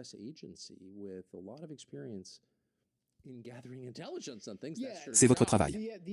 Le FBI et le DOJ diront que parce que c'est une affaire en cours, c'est une affaire de l'État de l'Utah qui recule. Ils l'ont. Ils ont une affaire de fumeur. Ils ont les empreintes digitales sur l'arme et ils ont l'étui. Mais le FBI était impliqué dans l'affaire. Le FBI était impliqué. Le FBI a essentiellement dit qu'il s'en remettait à l'Utah parce que c'est maintenant qu'il a établi un précédent pour une enquête fédérale sur ce crime. Ouais. Et le mandat du Centre national de lutte contre le terrorisme est d'enquêter sur tout lien étranger pour voir s'il existe potentiellement des liens étrangers. Si nous ne trouvons aucun lien avec l'étranger, nous reculons. Ce que je dis au sujet du fait d'entrer dans les détails, c'est qu'il nous restait davantage à enquêter. Vous pensiez qu'il y avait des raisons d'enquêter sur les liens étrangers avec le meurtre de Charlie Kirk et le FBI et le DOJ vous l'ont dit. FBI et DOJ. Ouais. Non, vous n'êtes pas autorisé à enquêter là-dessus. Arrêt. C'est fait. Ils nous ont essentiellement coupé l'accès à ces informations. Et écoutez, je n'ai même pas dit nécessairement que je crois qu'il y a 100% de liens étrangers. Il y avait des points de données que nous devions étudier. Je veux dire, je pense que quiconque, vous savez, a examiné n'importe quel type d'enquête policière, vous obtenez 100 pistes, vous les analysez, et 99 ne veulent rien dire. Nous avions encore beaucoup plus de pistes à exploiter concernant une sorte de lien étranger sur lequel nous n'avions pas le droit d'enquêter. Et, vous savez, cela me semble inconcevable que cela puisse arriver. Et encore une fois, j'en étais conscient en lisant à ce sujet, mais pas vraiment dans la mesure où vous venez de le décrire. J'aimerais donc entendre la justification de cela. Et pouvez-vous développer cela un peu plus? Quelle est la raison pour laquelle vous avez été empêché, en tant que responsable fédéral du renseignement à la tête du Centre national de lutte contre le terrorisme, d'enquêter sur le meurtre alors que vous aviez des raisons de le faire? Eh bien, la façon dont fonctionne la bureaucratie est qu'elle peut simplement tuer les choses en cours de route. Donc, au début, nous avons été empêchés assez tôt de pouvoir accéder aux fichiers et de pouvoir, vous savez, envoyer des gens là-bas. Nous avons initialement envoyé des gens travailler au sein du groupe de travail. Après la période de crise, la première semaine environ, cela s'est dispersé et on nous a essentiellement dit, nous vous répondrons si nous trouvons un quelconque type de liens étrangers, etc. que nous voulons que vous examiniez. Entre-temps, nous avions déjà déniché un bon nombre de pistes. Encore une fois, je ne dis pas que nous avons quoi que ce soit de concret, mais nous avons trouvé davantage de travail à faire pour affirmer que nous avons fait preuve de diligence raisonnable. On nous a alors dit, vous devez arrêter, les gars.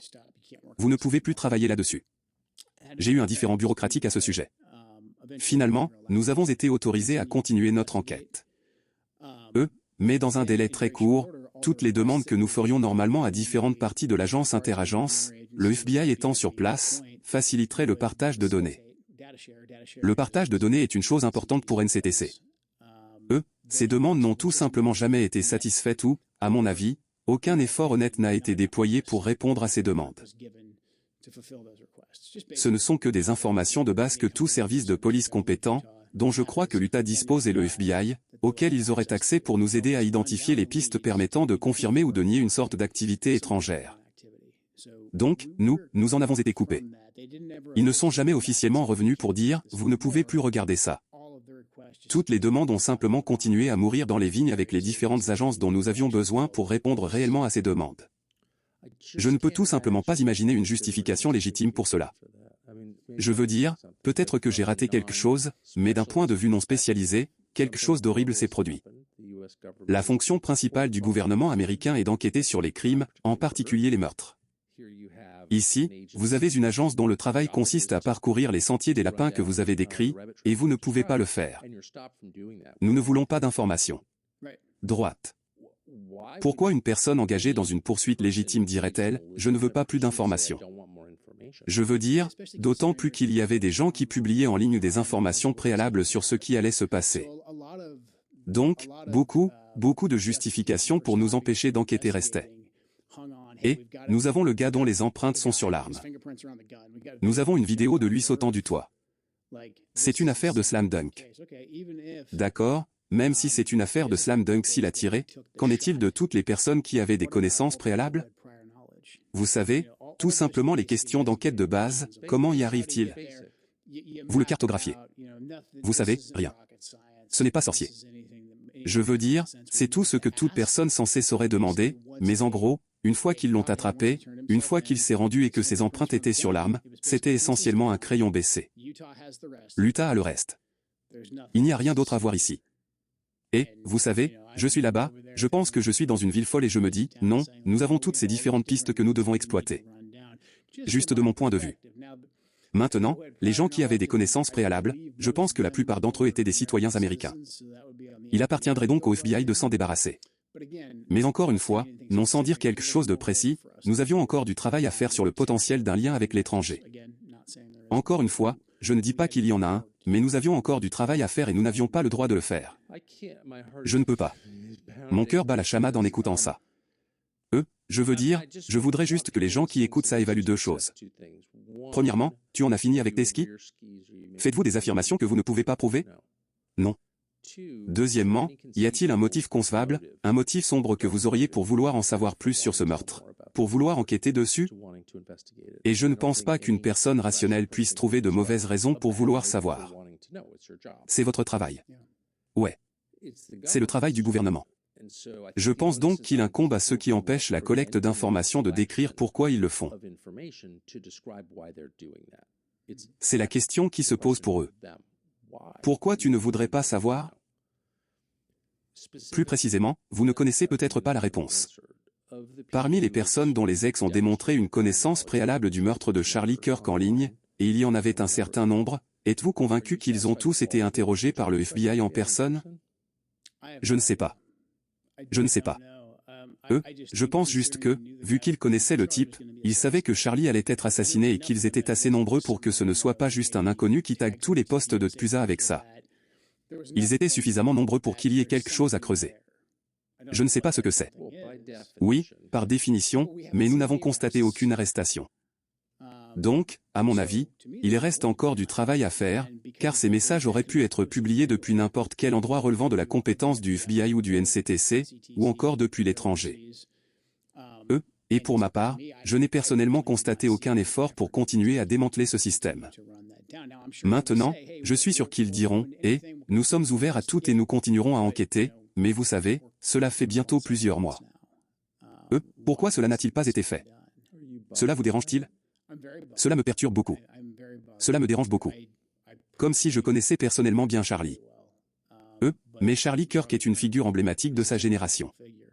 Je veux dire, il a mené un mouvement. Il s'adressait à des millions de jeunes Américains qui avaient voté pour le président Trump. Et c'était vraiment un homme, un mari et un père exceptionnels. Je veux dire, comment peut-on ne pas aimer Charlie Kirk?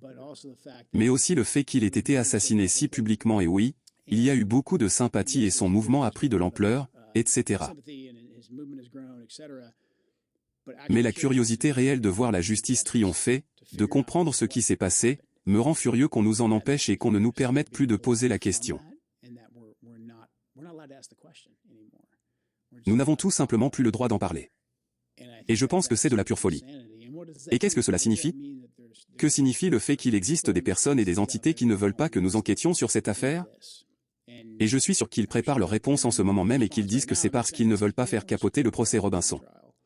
Bon, d'accord, si le procès Robinson est une victoire aussi assurée, alors ne vous en faites pas. Vous savez, il a laissé ses empreintes digitales sur le fusil, etc. Mais certaines personnes ont publiquement affirmé avoir eu connaissance de cela auparavant. Et moi, et je vous le dis en tant que personne impliquée dans l'enquête, il y avait encore beaucoup de pierres à soulever. Et à chaque fois que nous avons demandé, nous avons été bloqués. Et puis, vous savez, ils ont fait fuiter l'information au New York Times. On a dû réagir violemment et les mettre à la porte parce qu'ils sont complètement fous, etc.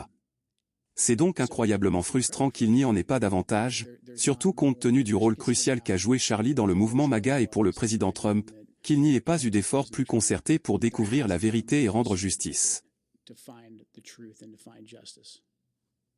Pensez-vous qu'il y en aura? Je prie pour que ce soit le cas. J'espère que cela vous aidera. Je sais, tu sais, toi et moi allons probablement essuyer des critiques pour ça. Je ne sais pas pourquoi et je doute que je le sois un jour. Non, oui, à un certain point, j'ai vraiment essayé de ne rien dire à ce sujet parce que je ne connais pas les réponses. Et mais je veux qu'on les retrouve parce que je crois en la justice et parce que j'aime Charlie et eux, mais je pense que tout ce que vous avez dit, vous savez, peut être considéré comme fou ou maléfique. Expliquez-moi comment, compte tenu des propos que vous venez de tenir, je ne vois pas comment quelqu'un pourrait formuler une attaque légitime contre vous. Cela ne les arrêtera pas. Vous avez mentionné les atteintes à la sécurité du président qui ont été signalées. Il s'agit d'une information qui a été rapportée, mais je ne peux pas affirmer qu'elle soit vraie. Je demande simplement si vous savez si vous en êtes certain. Mais il a été rapporté que le service de sécurité du Premier ministre Netanyahou a été surpris à 2 reprises par les services secrets en train de fixer un dispositif quelconque sur le véhicule d'intervention d'urgence du président. Je ne sais pas si c'est vrai. Vous avez entendu ça? 2, je l'ai lu dans les médias. Je ne sais pas si c'est vrai. D'accord. Je pense que le président, le vice-président et plusieurs membres du cabinet sont allés dîner à Washington et que les manifestantes de Code Pink ont été prévenues à l'avance pour réserver une table, ce qui n'est pas facile. Ils devaient trouver où louer la table. Ils ont dû, dans une certaine mesure, obtenir l'adhésion du restaurant.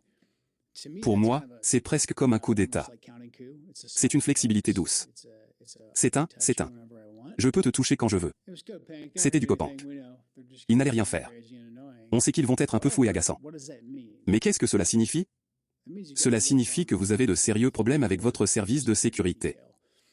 Et puis, vous savez, quelques semaines plus tard, vous avez un policier armé, hors service et qui ne fait pas partie de la protection du président, qui vient lui serrer la main, vous savez, et ce type est probablement un Américain patriote, quoi. Il voulait probablement juste serrer la main du président en toute légitimité. Mais cela a fait beaucoup de publicité. Et qu'est-ce que ça veut dire, vous savez? Et le président, encore une fois, le président Trump est très intelligent. Je pense que le président Trump a un don pour interpréter de grands ensembles de données. Oui. Et prendre des décisions stratégiques très importantes. Et donc, lorsque le président constate qu'il a des problèmes avec son propre service de sécurité, lorsqu'il voit ce qui s'est passé à Butler avec les autres tentatives d'assassinat, lorsqu'il voit ce qui est arrivé à Charlie, je pense qu'il est raisonnable de croire qu'au fond de lui, il se dit que je n'ai peut-être pas le choix. Il pourrait peut-être me faire du mal ou faire du mal à ma famille. Et s'ils ne peuvent pas assurer ma sécurité, je crois que le président se soucie profondément de moi. Je crois qu'il est très courageux. Je pense que s'il s'agissait simplement d'une question de sécurité physique, il s'en ficherait. On l'a vu chez Butler, mais il aime sa famille et il a une grande famille.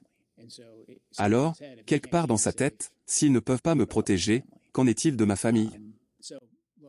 Écoutez, peut-être que le président a tout simplement été trompé par la chambre d'écho que nous avons décrite, et c'est comme ça qu'on en est arrivé là. Mais il existe aussi un risque qu'un élément de coercition, d'intimidation, ou quel que soit le terme employé, influence également sa prise de décision. Si vous deviez évaluer une situation similaire dans un autre pays, un pays qui n'est pas le vôtre, et vous, en tant qu'expert sur ces questions, ce que vous êtes manifestement, si je vous donnais les mêmes données que celles que vous venez de me présenter, je vous dirais, diriez-vous que c'est tout simplement absurde d'évoquer cette possibilité? Pas du tout. Je veux dire, quand on représente ces points de données sur une carte, je dirais simplement que ceci passe d'une simple possibilité à une réelle probabilité, selon la façon dont on l'envisage et l'interprète. C'est un sujet que nous débattrions certainement avec rigueur, mais personne ne le rejetterait d'emblée au vu de toutes ces données. Ce n'est pas rien. C'est un point qu'il faut examiner. Est-ce que la question fait l'objet d'une enquête? Encore une fois, je ne le pense pas. Je crois que vous êtes avec Butler, votre journaliste d'investigation a trouvé plus d'informations sur les escrocs que le gouvernement tout entier. Et la réponse que j'ai reçue du FBI était tellement hostile que, ça m'a perturbé, et ça me perturbe encore beaucoup. Cela me perturbe beaucoup car je n'avais pas du tout cette idée en tête en abordant la question. Je veux dire, nous avons sorti ce documentaire. Nous avons reçu les informations que vous avez décrites. Nous avons eu accès à une grande partie de son activité en ligne, dont on nous avait dit qu'elle n'existait pas. Et il ne s'agissait pas d'une attaque contre le FBI. C'était, bien sûr, sous la précédente administration, avec un directeur différent. Il ne s'agissait donc pas d'une attaque partisane. Voici le président des États-Unis pour lequel j'ai fait campagne, pour lequel j'ai voté, que j'apprécie et que j'apprécie depuis de nombreuses années. Donc, ce n'est pas une attaque. MHM. Et la réaction que j'ai eue était hilarante. Oui. Ce n'est pas une exagération. Oui. Et ça me perturbe. Oui. Avez-vous déjà vécu des expériences similaires? Il y avait un niveau d'hostilité, vous savez, venant vraiment du FBI. Et je pense qu'une partie de ça, c'est juste de la rivalité, du genre pourquoi tu regardes par-dessus ton épaule. Je connais très bien ça. Vous savez, c'est pareil dans l'armée. Donc, j'ai compris. J'en suis sûr. Absolument. Je comprends parfaitement. Ils te traitaient comme si tu étais dans l'armée de l'air, un truc du genre. Ouais. Exactement. Genre, et, qu'est-ce que tu en sais? Comme si nous étions le FBI. Ah, je t'ai eu. Mais, vous savez, nous avions un rôle à jouer et la manière agressive dont on nous a empêchés de le faire, j'ai trouvé l'hostilité bien au-delà de ce que l'on pourrait penser trouver dans une simple rivalité, une rivalité bureaucratique, des guerres de territoire, ce genre de choses. Certains de ces éléments ont joué un rôle, mais le niveau auquel on ne peut pas se contenter de regarder ça, et ensuite les voir envenimer la situation pour tenter de nous faire exclure de l'affaire. Ça m'a beaucoup surpris. Même chose pour Butler. Quand on a commencé à poser des questions sur Butler, je pensais, surtout vu le contexte, sous l'administration Biden, qu'on allait enfin découvrir la vérité, parce que l'administration précédente avait vraiment tout gâché. Mais il n'y avait aucune curiosité. Aucune curiosité, aucune tolérance, même pour les questions essentielles comme « Est-ce que l'informateur qui était en contact avec Rachan était en relation avec quelqu'un à Butler ?» Je veux dire, des questions de base à poser. Encore une fois, rien de bien extraordinaire pour un enquêteur. Des questions aussi simples que « non, non, les deux n'ont aucun lien ». Genre, tu ne peux pas en parler. Vous ne pouvez poser aucune de ces questions. Même lorsque nous avons trouvé des données qui nécessitaient une analyse approfondie. Oui. Je veux dire, ils disaient à l'époque, eh bien, l'affaire Merchant est en cours, etc. On ne peut pas intervenir. Cette affaire est close. Donc, à ce stade, je ne comprends pas. Je pense que c'est comme une nouvelle règle. Oui. Autrement dit, une fausse règle qui interdit de recueillir des informations sur quoi que ce soit qui puisse potentiellement recouper une affaire en cours et qui n'y soit pas directement liée. Qui a inventé ça? Je pense que c'est purement et simplement inventé. Je ne le fais pas, car sinon comment enquêter sur quoi que ce soit? Dans quelle faculté de droit avez-vous étudié? Et j'ai posé cette question et j'ai répondu, oui, des affaires ont été annulées sur cette base.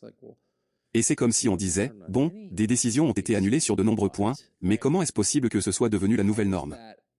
Parce que vous ne pourriez rien enquêter, n'est-ce pas? Exactement. Et nous voulons découvrir la vérité. Et alors, qu'est-ce que cela signifie pour ceux d'entre nous qui suivent le processus à la maison et qui ne le connaissent pas très bien? Qu'est-ce que cela pourrait bien être? Le président actuel a récemment fait l'objet d'une tentative d'assassinat qui a failli réussir. Oui.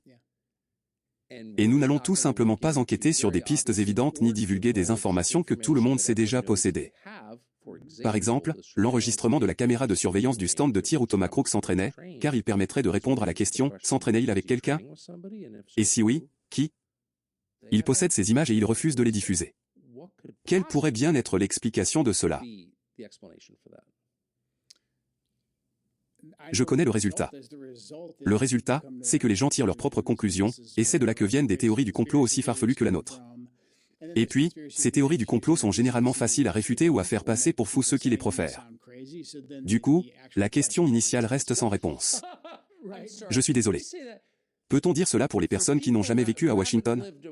D'accord.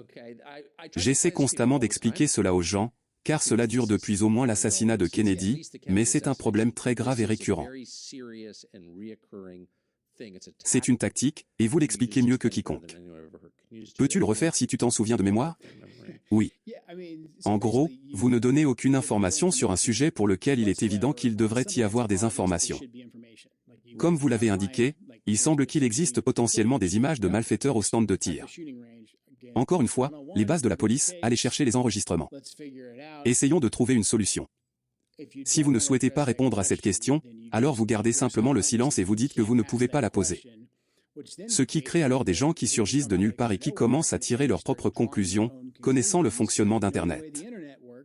Je veux dire, la moitié d'entre elles, voire plus, seront probablement tellement à côté de la plaque et créées par de véritables cuisiniers ou des bots qu'on pourra se dire « Ah, ces gens qui posent ces questions sur cette cassette au stand de tir vidéo, ce sont des complotistes cinglés. Ils disent que c'est un PAN ou quelque chose comme ça. » Et du coup, tu as réussi à détourner toute l'attention de ce que tu essayais de dissimuler, et maintenant tout le monde se concentre sur les cinglés, mec. Et dès que quelqu'un pose une question légitime, ils sont traités de fous. J'espère que tous ceux qui regardent cette vidéo la conserveront sur leur téléphone et la visionneront en boucle chaque jour, car c'est l'un des principaux moyens par lesquels les agences de renseignement et les forces de l'ordre fédéral influencent l'opinion publique et les élections. C'est ainsi qu'ils influencent la perception de ce qui se passe. Mais surtout, c'est la façon dont ils dissimulent leur propre comportement au public. Oui. Donc, au début de l'administration, je crois que c'était en octobre ou plutôt le 23 janvier, juste après l'investiture, le président a publié un décret exigeant la déclassification totale de tous les documents relatifs à l'assassinat du président John F.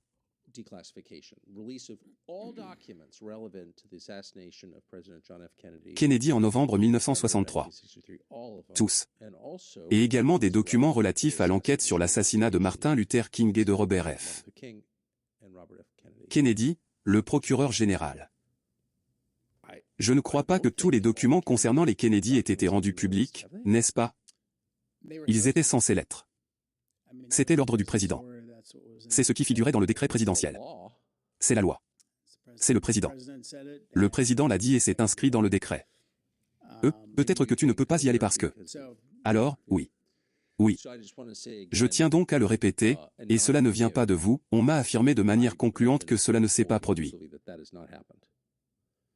Donc, sans divulguer quoi que ce soit de classifié, car tout ce qui date de 1963 devrait l'être.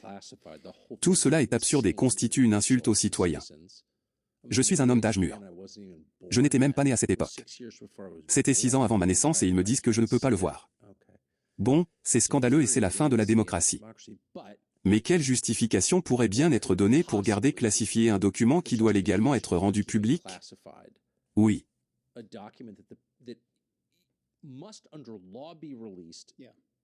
Et ça a été produit il y a des générations. Oui. Je pense que la plus grande partie de cela va à l'état profond, au système, à la machine, peu importe comment on l'appelle. À mon avis, ils ne cachent rien dans les dossiers Kennedy, car, vous savez, ce n'est pas comme si les assassins avaient noté, tel jour, nous allons tuer JFK, et qu'ils avaient déposé ça dans un dossier à la CIA ou au FBI. Comme si ça ne s'était pas produit. Je ne pense donc pas vraiment qu'il y ait quoi que ce soit de particulièrement, vous savez, de révolutionnaire dans les fichiers eux-mêmes. Le système ne souhaite pas nous habituer à une déclassification rapide des documents.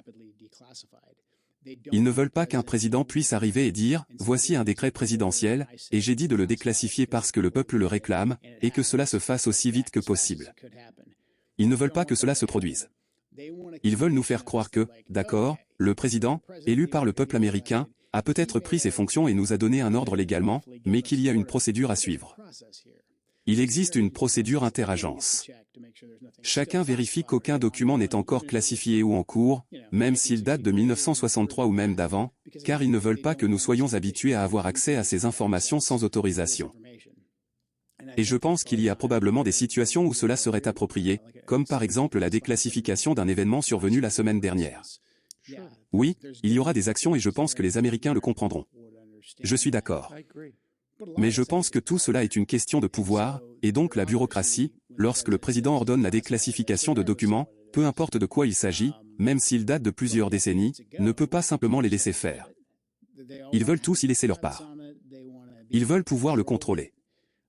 Et voilà comment fonctionne la bureaucratie et les fonctionnaires de carrière, ils disent aux nouveaux responsables politiques, écoutez, on ne peut pas vraiment faire ça, mais on va faire en sorte que vous obteniez finalement ce que vous voulez. Et puis tout est tout simplement anéanti en cours de route, et au final, il n'y a littéralement aucune transparence, ou alors une transparence très limitée. Mais c'est ce que je pense du jeu ici. Ils ne veulent pas nous conditionner à croire qu'on peut élire un président et qu'il peut automatiquement changer la bureaucratie. Je veux dire que le fait que le gouvernement n'ait pas à vous dire ce qu'il fait même si vous payez pour cela invalide tout simplement le concept de consentement au gouvernement. Comment peut-on donner son consentement à quelque chose qu'on ne connaît pas? Ouais, c'est ça. Mais plus encore, cela crée un poison moral au cœur de la société.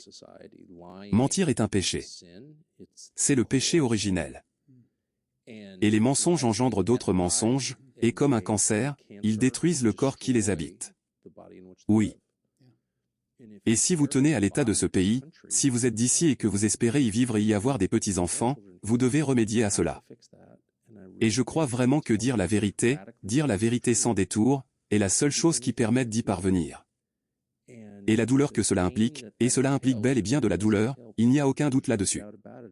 Et l'humiliation est un prix bien moindre à payer que celui que nous paierons inévitablement, et peut-être bientôt, si nous ne le faisons pas.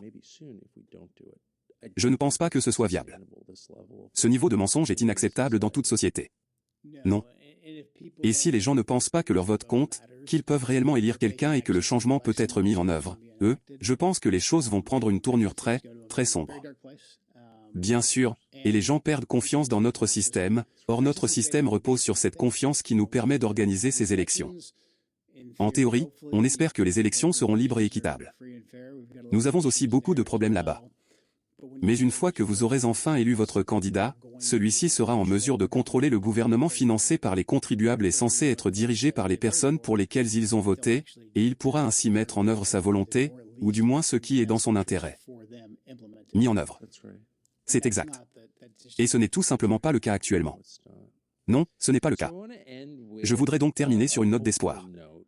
Alors, on en parle depuis 24 heures parce que je pense que, sans même entrer dans les détails, quiconque a suivi la situation attentivement et qui réfléchit clairement peut voir que la guerre avec l'Iran pourrait bien sonner le glas de beaucoup de choses pour les États-Unis.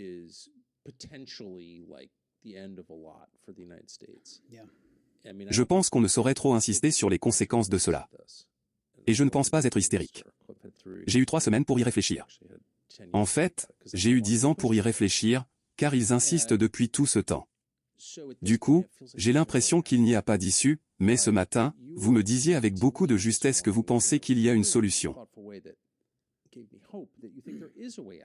Je vais donc prendre du recul et vous laisser expliquer comment vous pensez que les États-Unis peuvent se retirer en préservant une grande partie de leurs intérêts, leur honneur et l'administration du président, car le coût politique de cette situation est exorbitant.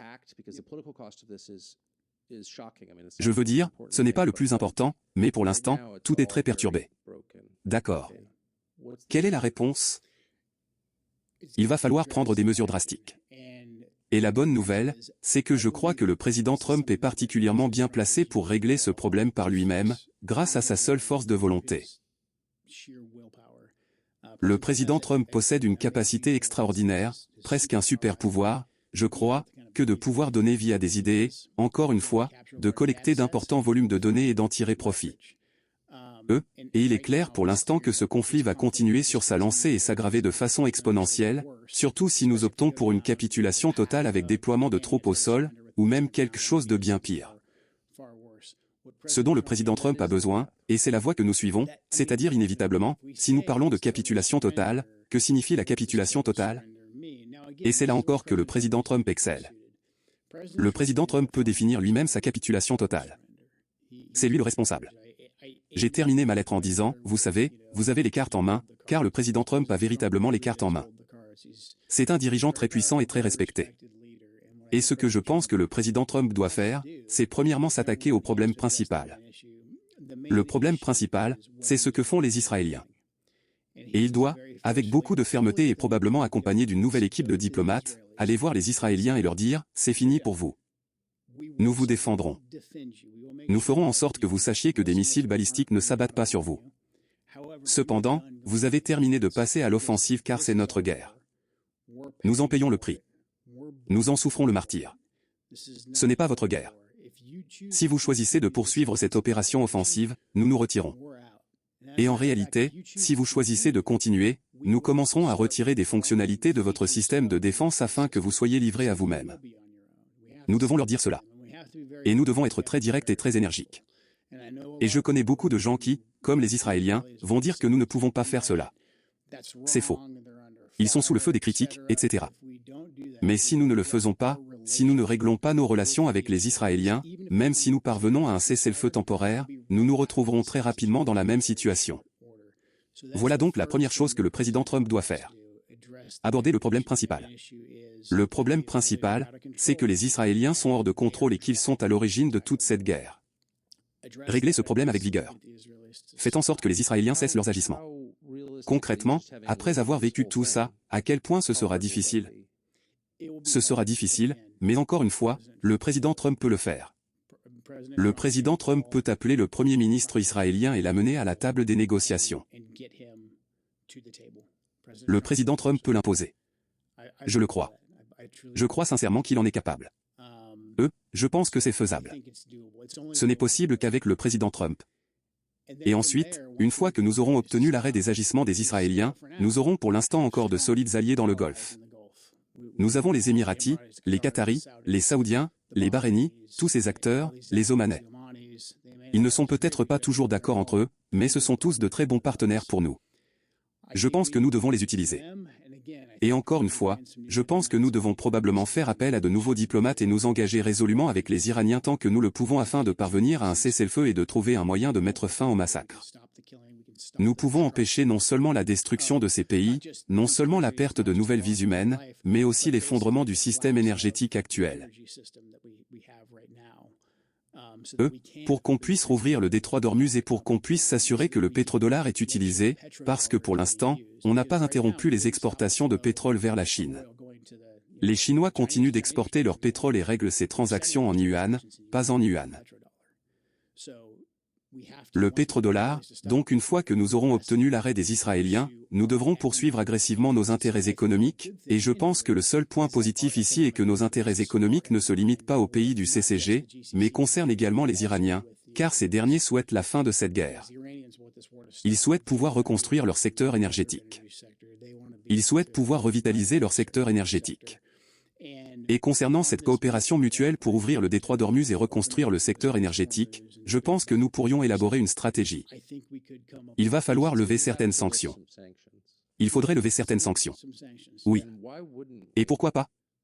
Nous subissons des sanctions depuis des décennies et, selon les néoconservateurs, elles n'ont eu aucun effet sur le programme nucléaire qui constituait une menace imminente. Alors, quel est l'argument? Nous subissons des sanctions depuis des décennies et je ne vois pas en quoi cela nous a été bénéfique. Nous n'avons pas, enfin, nous avons levé les sanctions contre la Syrie parce que le régime a changé là-bas, mais nous avons levé les sanctions contre un type qui était l'ancien chef d'Al-Qaïda, juste parce qu'il est pro-Israël. Je suis donc presque certain que nous pouvons procéder à la levée de certaines sanctions si cela s'avère avantageux pour nous. Non seulement cela nous aiderait dans la guerre, mais la levée des sanctions serait également conditionnée par le règlement de toutes les transactions liées à votre nouvelle industrie pétrolière qui sera réintroduite dans l'économie mondiale. Vous réglerez cela en dollars, et nous avons besoin du dollar pour survivre si nous voulons que notre pays, dans son état actuel, puisse lui aussi survivre. Ainsi, la levée des sanctions dans ce cas précis sert parfaitement nos intérêts nationaux. Voilà, c'est tout pour moi. Je suis sûr qu'il existe de nombreuses variantes possibles de ce plan, mais le président Trump doit le mettre en œuvre avec vigueur et s'adresser en priorité aux Israéliens. Autrement, quelle que soit la négociation que nous tenterons d'avoir avec les Iraniens ou à peu près n'importe qui d'autre, si nous n'abordons pas le facteur israélien, ils ne nous prendront tout simplement pas au sérieux. Pourquoi le ferait-il? Précisément. Pourquoi le ferait-il? Et chaque jour qui passe, encore une fois, plus nous n'avons d'amour pour personne au pouvoir en Iran actuellement, mais plus nous tuons de gens et de dirigeants en Iran, moins vous aurez un Thomas Jefferson la prochaine fois. Ce n'est pas comme si on en tuait, vous savez, 15 ou 20, le 16e ou le 21e serait Thomas Jefferson ou un modéré. Absolument pas. Il me semble évident que certaines de ces grèves, pas toutes, mais certaines, ont été menées dans le but de rendre impossible un règlement négocié.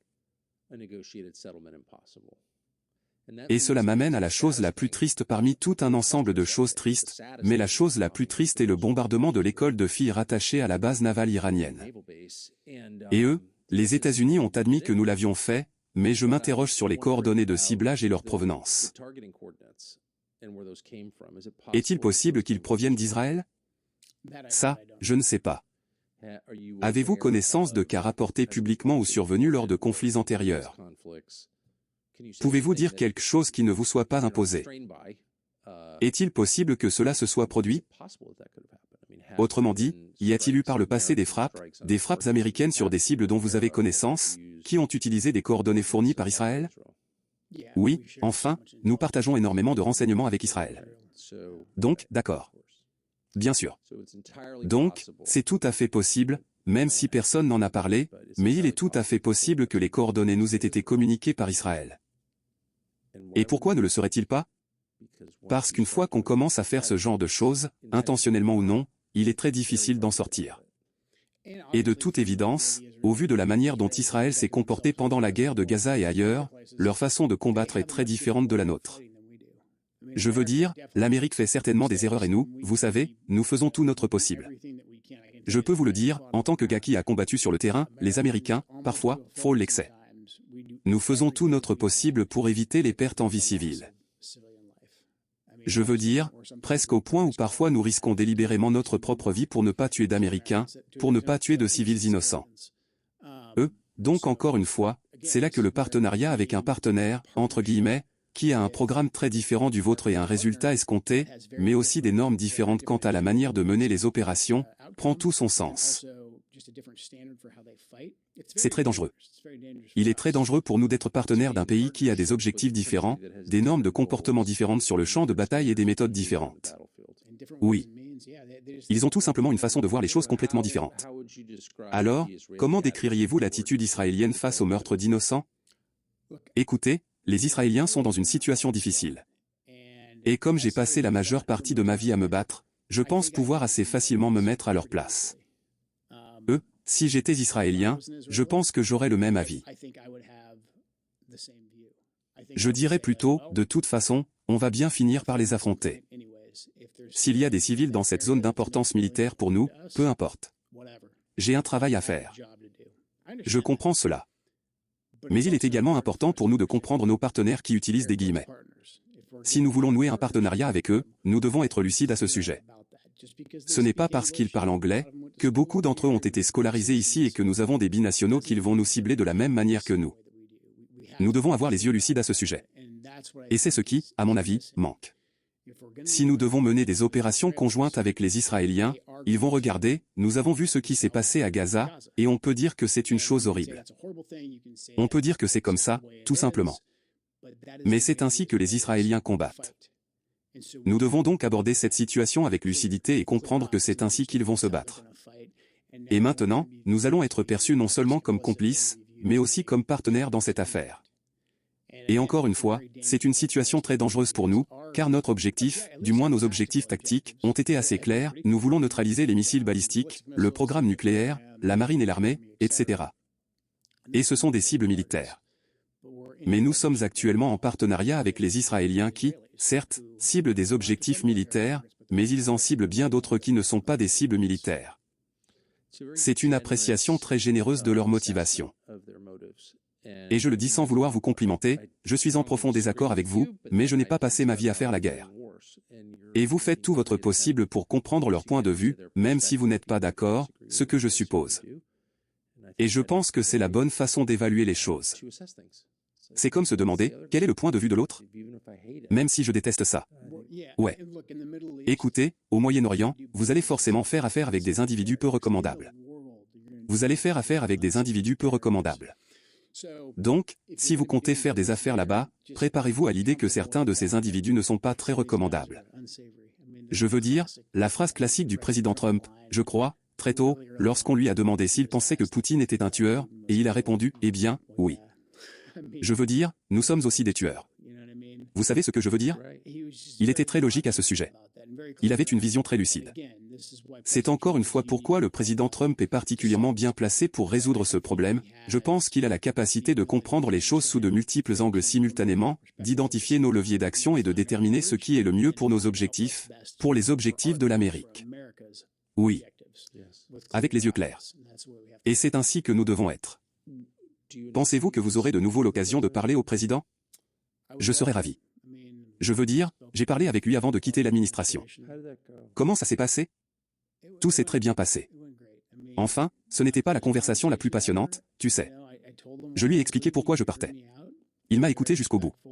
Il était très respectueux. Il était, oui, très respectueux. Il était très gentil. Il l'est toujours. Et je crois que nous nous sommes quittés en bons termes. Encore une fois, je suis un adulte. Je comprends que, compte tenu de la manière dont je suis parti et dont j'ai écrit cette lettre, certains membres de son administration vont devoir s'en prendre à moi et tenter de me discréditer. Je comprends cela. Mais je pense que le président est quelqu'un qui écoute, et donc je pense qu'il n'écoute pas seulement vous et moi, mais je pense qu'il écoute beaucoup de gens différents parce que je pense qu'au fond, il sait que les choses ne se passent pas bien et qu'il doit trouver un moyen pour nous de nous en sortir.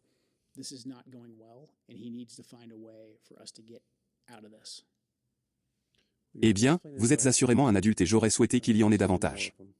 J'apprécie tout le temps que vous avez passé ici. Merci. Merci, Tucker.